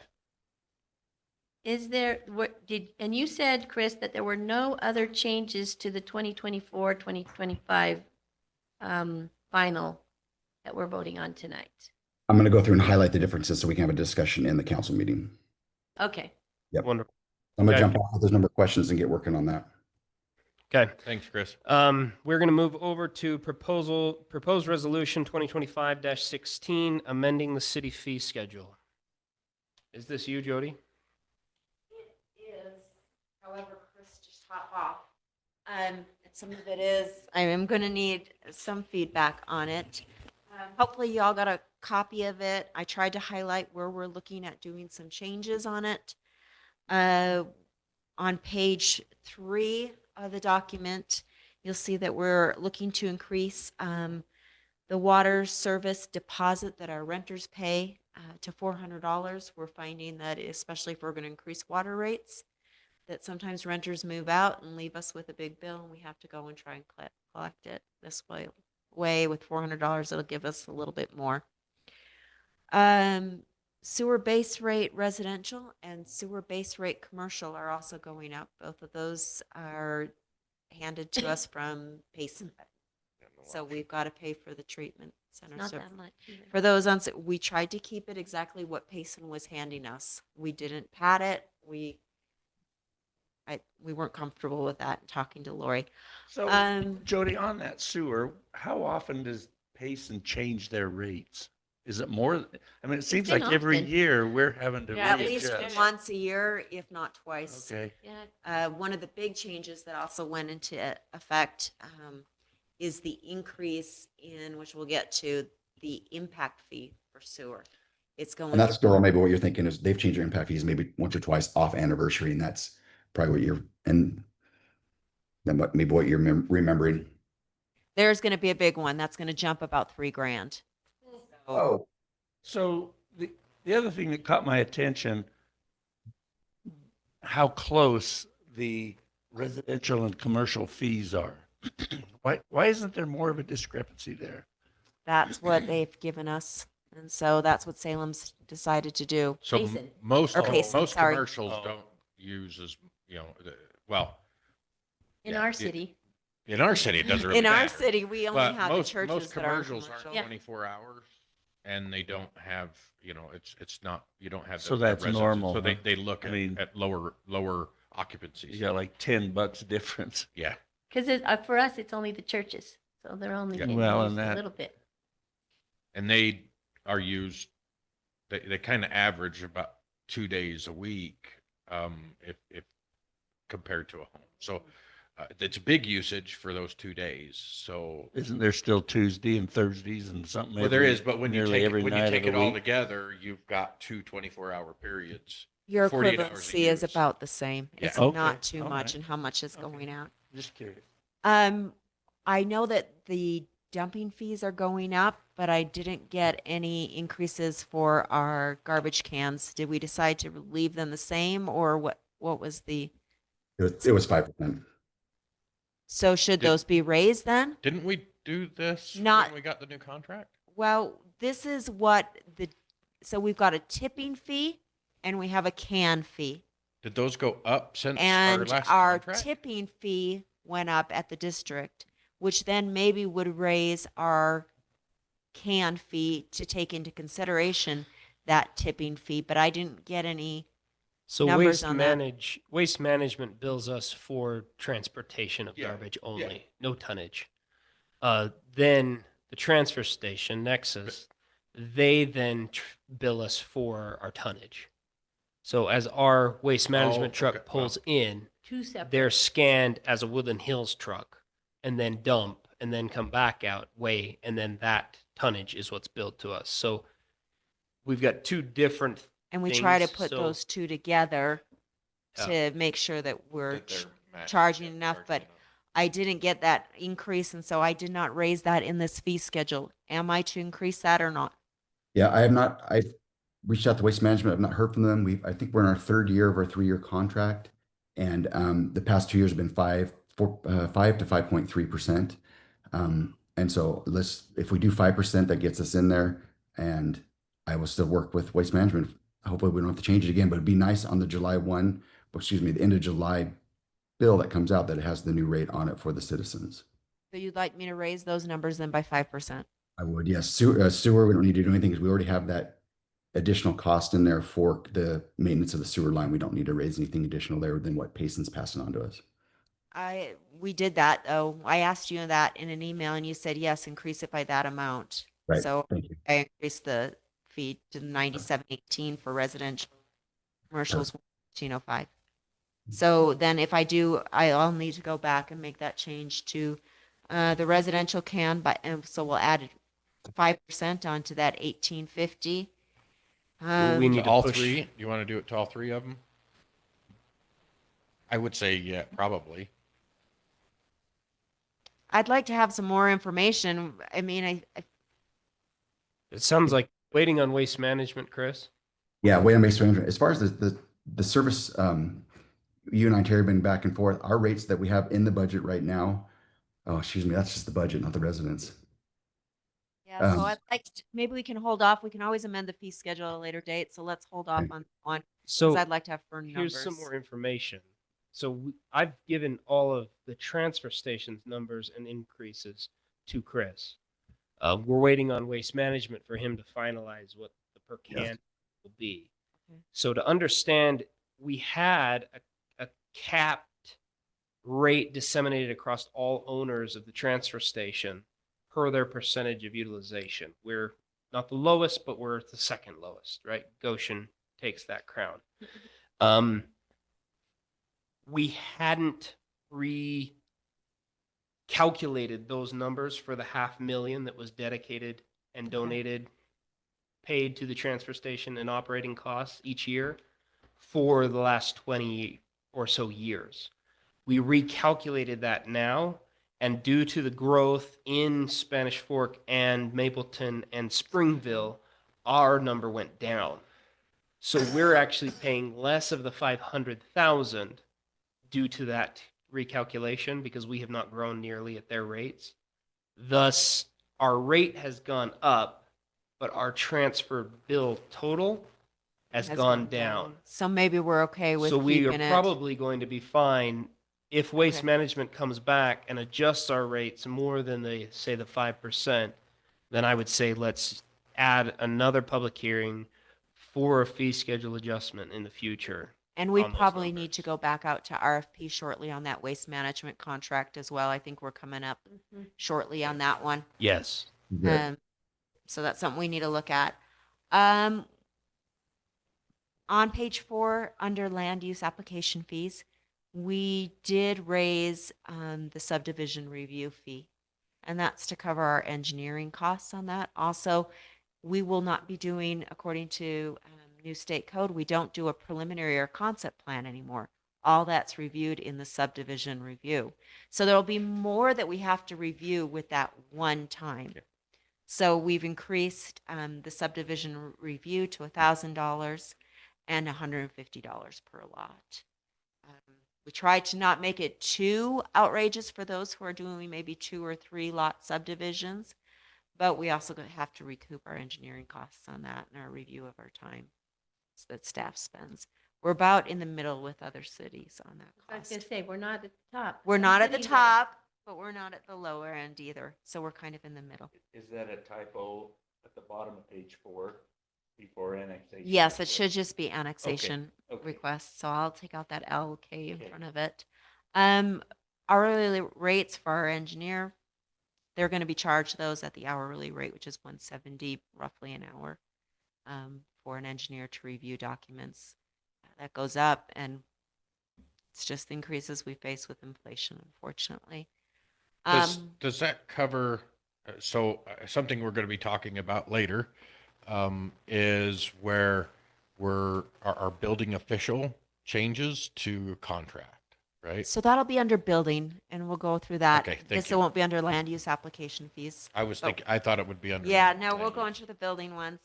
Plat amendments, we have some developers that like to amend their plat along the way, and we're just not recouping our costs that we're going into with reviews and then recording of new plats.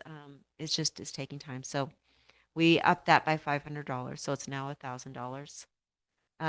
Is that per incident? Yes, for each plat amendment they do. And then annexation, which is also seems to be the general consensus.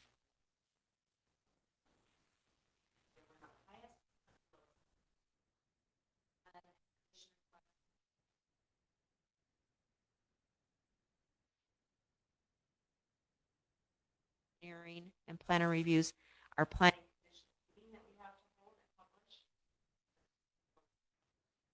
Costs have gone up, of course. Again, so we take that into consideration. And that Oh. matches other cities? That Or- again matches other Okay. cities and what they're doing. And our city council consideration is included in that fee. Right. Again, it's a public hearing. We have It's to a public- notice and yep. it costs money. I And know. so I just- each time we advertise with the Payson City or Payson Chronicle, it's about $180 each time we run a public hearing Is that notice. where we advertise? It's Mhm. Chronicle? It's more with the Daily Herald or any of the others. So Yeah. It's actually the And, cheapest. and the state law changed too, that you don't have to have it in a physical paper. You can do it in online paper too. Right. now.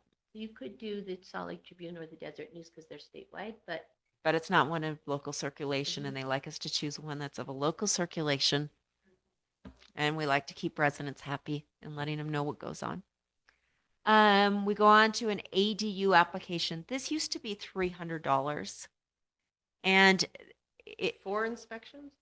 we need to do 4 inspections. You need to have an inspection by our building inspector just to make sure that it's ADU compliant. We need to do a fire inspection. We also need to do a zoning inspection. And then typically we'll have site plan. fire zoning. And then, oh, our building official is now going to have to sign off on them. So therefore, we've got to cover those 4, and each one is at 100. ADU. Yeah. Yep. So that's why 4 inspections, the $100 covers our time in the office. It's a one-time fee of $500 to do that. And then each year they just have to get a business permit for, which is $25.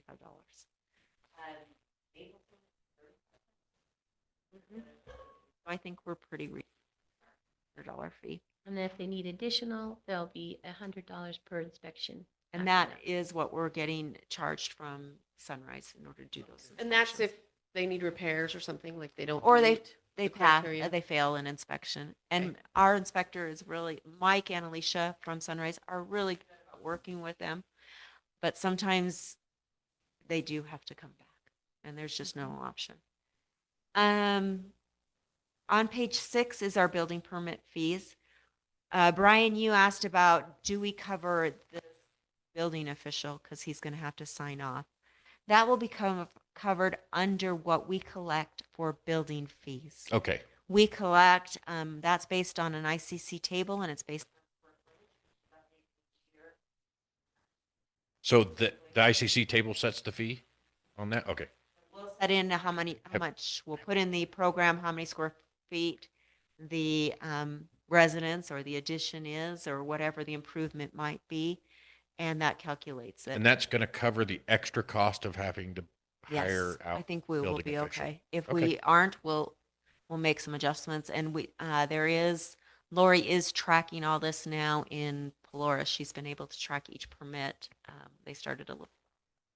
And so we're able to track the expenses with each permit and see how we're coming out.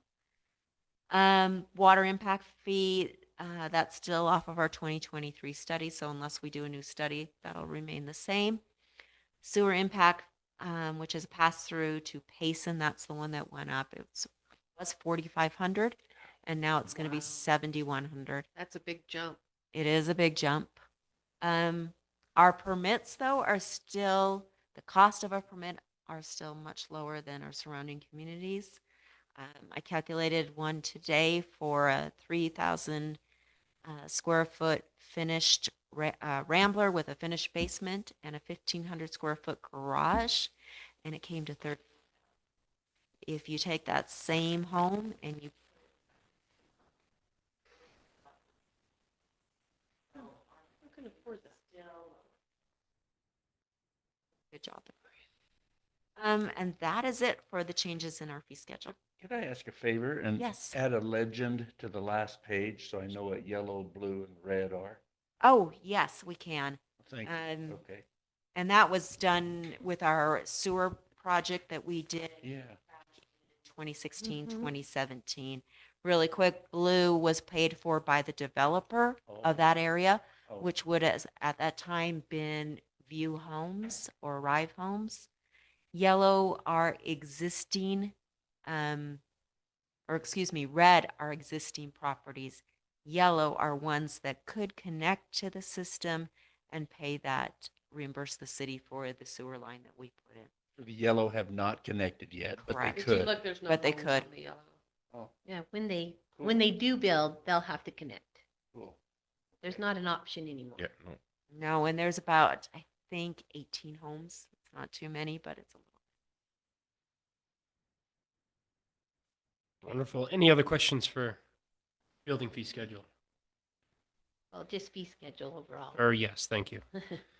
Okay, we're going to move on to number 7, proposed ordinance 2025-26, adoption of City Code 9-1-7, Wildland Interface Code. Is that you, Ted? Oh, Wayne. Well, the healthy Ted's coming up. You move a lot faster than him. Ted and I were examining our ordinances, and while we had pieces of those codes, including in our ordinance, we had not adopted them totally. There's 2 of them. One's a national and one's a Utah one. So we didn't realize, but our ordinances has been that way. So we drafted the verbiage there to include each of those, adopting those as part of our city code and the requirements behind them, whatever those are, they'll be in place. They'll be together where they should be. Yeah, yeah. So that's the genesis of that. Wonderful. It's great. Jody, can I skip to Wayne? Perfect. Then we'll go to the department updates and we'll go to C, code and zoning enforcement.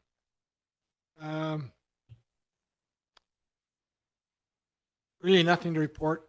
A couple of things we're working on, but they're being addressed. So we seem to have a little problem with accessory buildings, people starting them and no permit to do it. So we're working with them to correct those situations. How do you find people generally when you're out there trying to do code enforcement? Are they pretty good to work with you, or are they? No, You getting a lot of they've resistance? been pretty good to work. Okay. They sometimes say they will, and then they don't, but we haven't run into any really confrontational issues with them out there. So Good. it's my smiley face. Thank you, Wayne. Okay. Ted, Back in the hot seat. Public Works and Fire Department. Are we working you too hard? Like, what's going on? I've got my sciatic nerve for a while, so it just makes me walk a little. So now he needs a hot tub. Yeah, now I need a hot tub. We're going to throw that into the Public Works budget. Carrie, stop it. Yeah, I like your thinking. I don't. Keep going. So Public Works updates, just an update on first the Maple Canyon well that we share with Salem. That project is completed, and that well got fired up last week and has been running good since. They ran it 2 weekends ago before we started taking out of that well. All went good, ran water. First started off a little foggy, but then they got it cleared up. And so we've been actually running out of that well for about a week now. We did run out of our well for a little bit, half a day during that time, but so we've been running out of that well for about a week. So keep your fingers crossed. Those How's your pumps keep tank running. levels looking? What's Are that? they doing any better than the other night? The tank levels. Keeping up. Today they were keeping up. We ran both pumps all day long today to get it caught back up. Yeah, the weekend was a little dicey. I was babysitting a water system all weekend, so people would water at their taps. He was But- doing it in the fire truck while we were driving. Yeah, so Thank keeping you. us in water.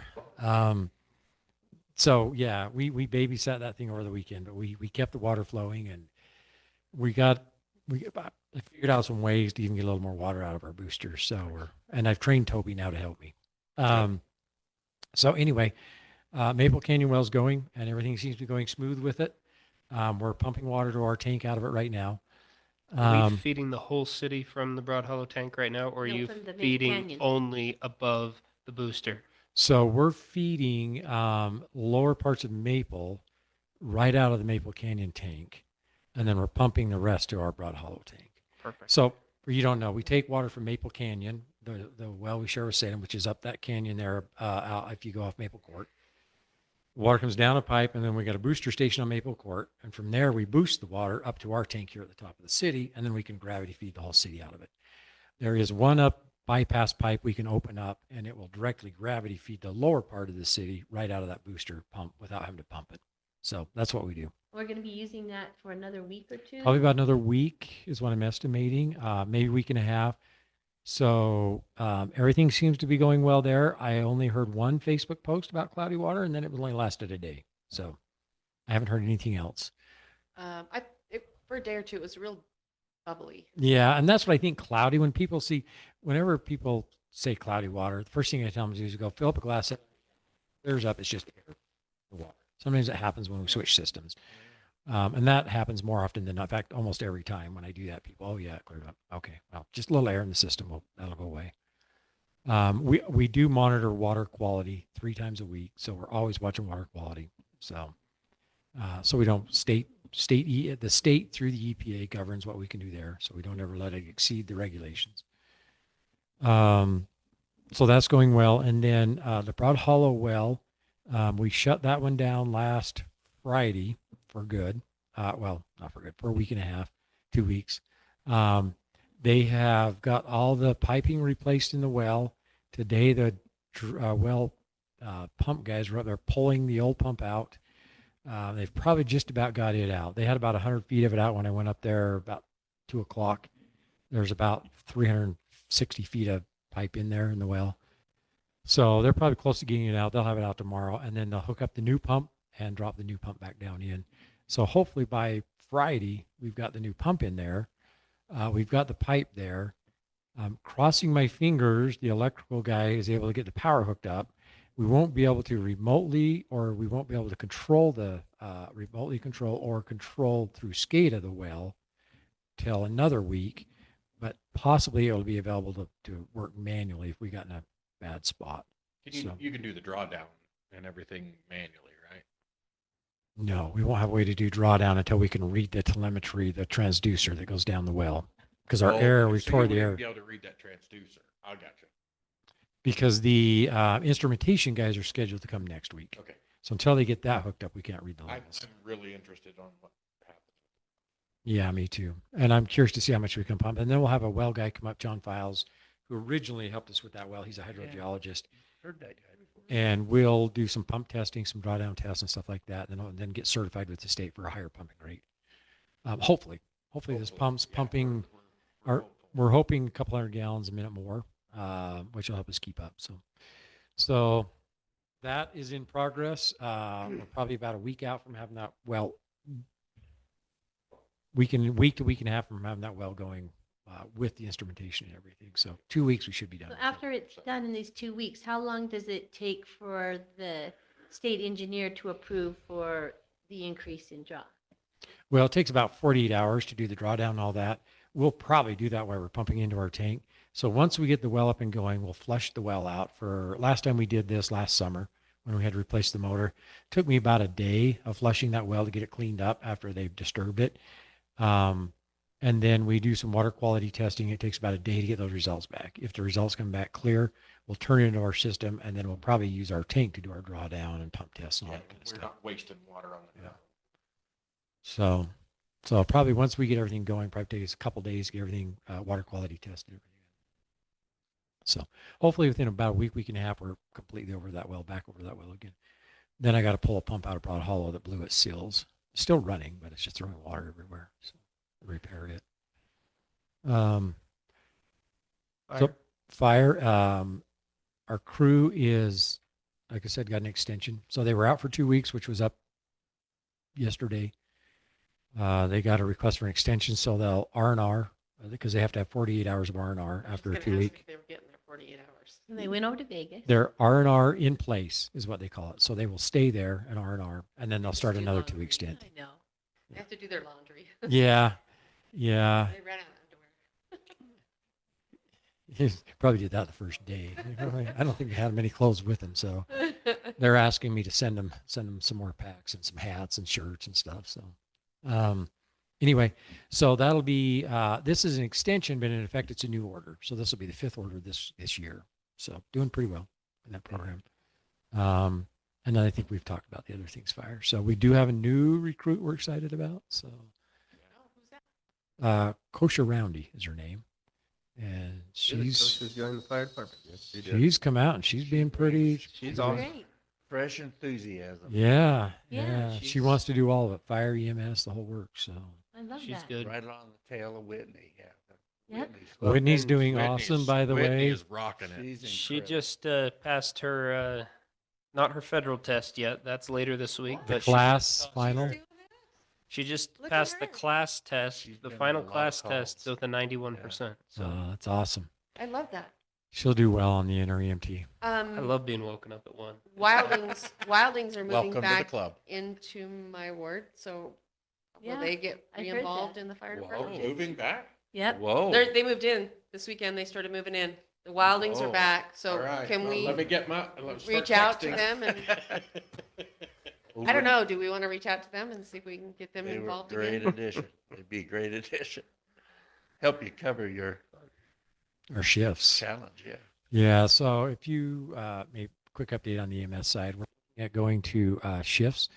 So the state, I don't remember if I've talked about this before. The state, this last year in an amended bill that got passed, now offers EMTs, volunteer EMTs in second class counties, fifth class city, which we are, insurance. They'll pay for that. It's really good. It's like a employer insurance. Pay like $100 a month. It's the same insurance company that our city. So, but to do that, we have to have our own. Right now, we have we have to have our own license. We're working on setting up, and to get our own license, we have to have people covering 24 hours a day, just one person. And we would get a license under what they call a quick response unit. So we're not really an ambulance. Salem would still.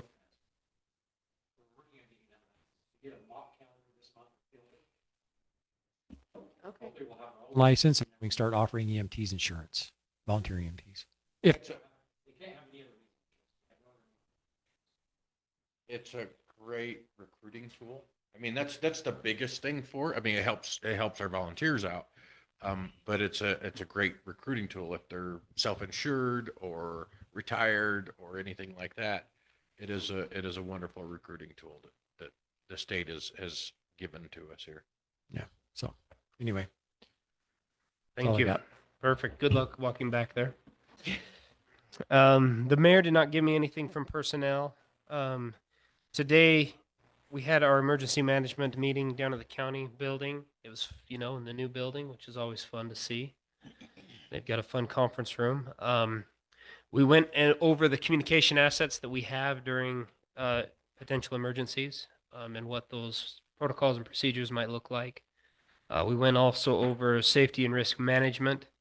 And then one other thing that I wanted to kind of make aware, and we may want to post something on this, Janet or Jody. As of July 21st, they are going to be adding a new water line to near Provo Canyon, and they are going to be using dynamite. So they will be blasting daily for about 3 months straight. So when our Every day. residents, feel the concussive vibrations or the sound, it would be nice if they knew potentially where this was coming from. Lasting daily, starting when to when? July July 21st for So, but about how long? 3 to 3 4 months. Oh, whenever they get finished. I didn't get that last part. Yep. So it'll be exciting. That's it for me. Councilmember Hutchings. We've not had a Public Works Committee meeting. PTR has not had a meeting, but I am working. Sherry provided me with some kind of write-up. She's looking for some clarification. I've been working with the ombudsman. I've asked Wayne for some information. And if we can't get this kind of cleared up, we'll be looking for some approval to use some attorney dollars to have the attorneys weigh in. This is Dark Skies. Dark Skies. And Planning Commission, Wayne went over all of that. We've got those ordinances. Again, I don't know. I guess we're not talking about the official. So the state now requires a whole bunch of specifications for a building official that Ted doesn't even have. And so to have a building official, we're going to have to hire that out. So Wayne and the planning commission, he brought up to the planning commission that we're going to have to change a lot of our ordinances and a lot of the ones that we've just done, where we say building official, and it's going to be community development director. So be aware that that's coming at us. We're going to have a whole lot, because if you look through our ordinances, there are dozens and dozens of building official that are brought up there, and that's all going to have to change. So we're not going to have that in our city. That's going to be through or we're hiring Sunrise for that.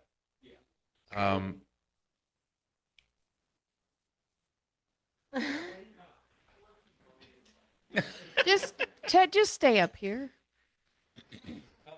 But he has that nice chair down there, so he doesn't want to. So yeah, Sunrise Engineering, who does our inspections, they also have, it's a building official. Really what this is, they came out with about 3 or 4 criteria. All of them except one, and that is you have to be a 4-way inspector. And in order for me to do that, I would have to take, which I could do, I'd have to take 8 exams to do that. And so I'd spend about the next year to 2 years just studying, doing exams. I really didn't want to do that, especially since Sunrise has a guy that already qualifies as a building official. He says it's going to cost probably $50 a permit, $100 a permit for him to do it. So, but I can still do admin stuff. I can still do everything, plan reviews, approve plans, all the admin stuff. The only 2 things I can't do is sign the C of O and do any code interpretation. It has to be by the building official. So, but in order for me to keep doing the admin stuff like I've been doing, I have to have the title of community development director. So that is the reason why everything has to change. Well, building official can have a little separate role. And then we have to change all of our ordinances to Yeah. reflect that. Kind of separate out the 2 duties now. Yep. Wonderful. We'll look forward to that packet. So that is coming at us, just so you guys are all aware of the backstory to that. Thank you. That was a very hotly contested bill, too. We Uh. spent a lot of time on that one during the legislative session. Okay. Councilmember Kinnison. Yeah, this starting tomorrow, Wednesday, Thursday, Friday, a few of us from our fire department are attending the Utah State Firefighters Association meetings that are being hosted by Spanish Fork. This event draws hundreds of people, at least it has in the past. There's a lot of events, just rubbing shoulders with other members of other fire departments. It's a worthwhile event. Builds relationships and so on, but there's some training involved. There's some great speakers coming in, so we're looking forward to that. And we're not covering your travel, right? No, Oh, good. to Spanish Fork. Wait a minute, I was told. Councilmember Lunt. So Finance Committee, we haven't met. We met a lot, working on the budget stuff initially, but we haven't met since. Oh, and the insurance.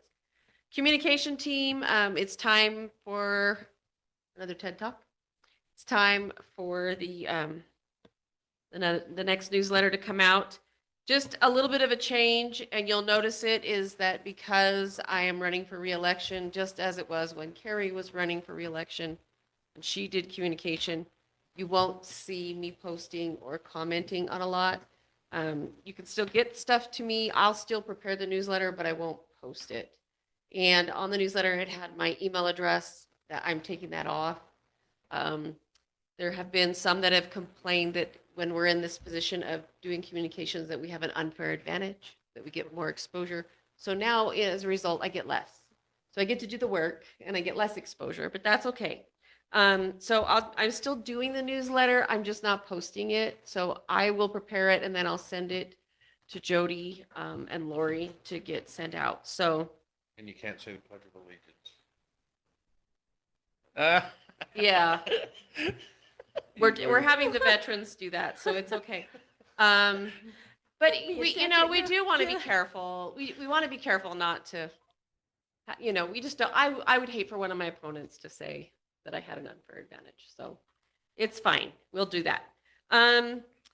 So yeah, and it's my month. So it is my month. I haven't had a turn yet this year. So it's my month to do the write-up. So just so you know, I will be doing that.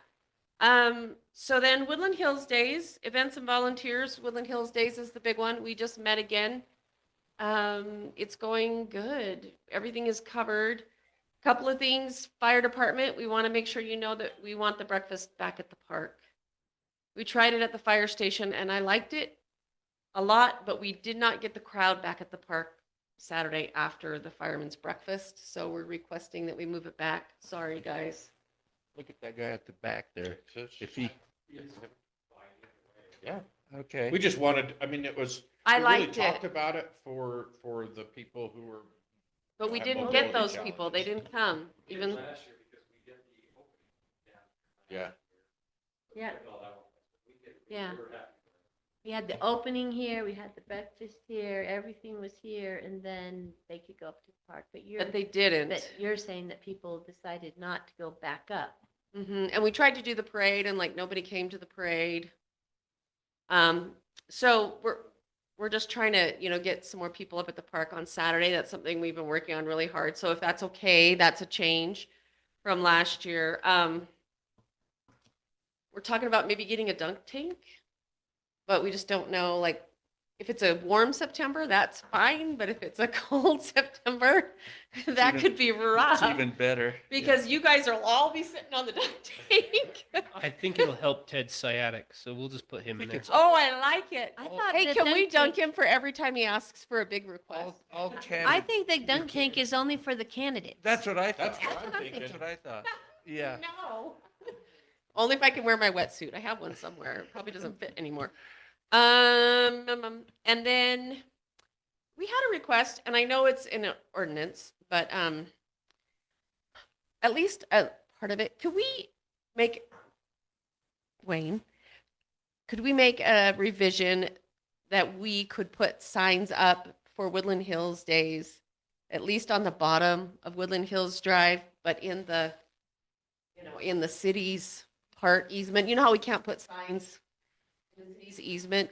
Could we make an exception to the ordinance and make a revision before Woodland Hills Days that for a city celebration, we could put up a sign for a city celebration only, make that exception, however that needs to be worded? We talked a lot about, we really like, we know we have the banner down below and the banner does a great job, but when you go Spanish Fork Main Street and they have all the flags on the side and it just kind of, Pops out. it pops out and I like the feeling it gives. And we just talked about maybe being able to do that and having like a Woodland Hills Days flag or something, that we'd really like to be able to do that. So if that's something we could look at, and just so that it's not something that gets, the candidates still can't put their signs out there. Nobody else can, just for a city event. Mm-hmm. We even make it more general. The signs can be posted with city approval in the right of way. Okay. Not restricted to event or whatever else. With prior approval only. Okay. That was something that we wanted. And then, just so you know, I mean, I keep talking about it, but the history project is going really well. We went with 55 years, and it's just going to be like because that's when we were founded, was in 1970. So it's going to be kind of a founders celebration. That's kind of going to be the theme. So we're actually using one of the old logos that had the trees. We got a picture of the old logo. We're going to have that and then on the t-shirts, and then have the banner underneath the 55 years. So the 50-year anniversary would have been on COVID, and we weren't able to celebrate because we didn't do anything on COVID. So 55 isn't as glamorous, but we're going to go with it. So because the video goes back to the history of the beginning of the city, they wanted the celebration to also line up with that. So yes, it does. I think that's all the changes. They're probably going to bring back the pie eating contest. Good. To get kids back up there. So candidates, if that's the case, don't bring donuts and stuff so much. Because we had kids, the reason we got rid of it is because we had kids, quite a few kids that were throwing up last time. Because they ate a whole bunch of donuts and then they went and did the pie eating contest too. And it was a lot. So something to keep in mind. That's all I got. Councilmember Malkovich. As was stated earlier, we don't have a report for Public Works. We have not met. Community Development, we met last night. We went over some of the goals that they've been working on to get ready for, to submit to the Planning Commission. Land use goals, moderate income housing goals, and transportation goals. Those were the 3 areas that they worked on first. I think there will be 10 goals overall that are required by state law to put in your general plan. And so they've just been going through those and working with Ted and Wayne and others to make sure that they're correct, giving their feedback. But we're still meeting once a month, and hopefully by the end of summer, we'll be through all of the goals so that they can be submitted to the Planning Commission first to do their work as well as public hearings, and then it will eventually come to us for our public hearing and adoption. Wonderful. Okay, thank you. Oh, yes, and we did have one person resign from that, and so the Community Development Committee is looking to replace that, and they're hoping to get that that person found before our next council meeting so that we can approve it, so that they can just be able to go to the next meeting. So if there's anyone in particular that you think would be good on that, you can give me the recommendation and I'll forward it on. Wonderful. There was a notice on Facebook about that too. Perfect. There was. Perfect. Yep. Excellent. And they're replacing was a young man, Nate Myers, younger demographic with young kids, male. So kind of maybe we're looking to make sure that the committee is well-rounded. And so with older people, younger people, you know, different parts of the city. So just keep that in mind. So everyone's well represented. Yep. Wonderful. Thank you. Any other upcoming agenda items for future council meeting? No? Okay. Then we will take, what time is it right now? It is 8:07. 8:07. So we will be back here to start our council meeting at 8:17.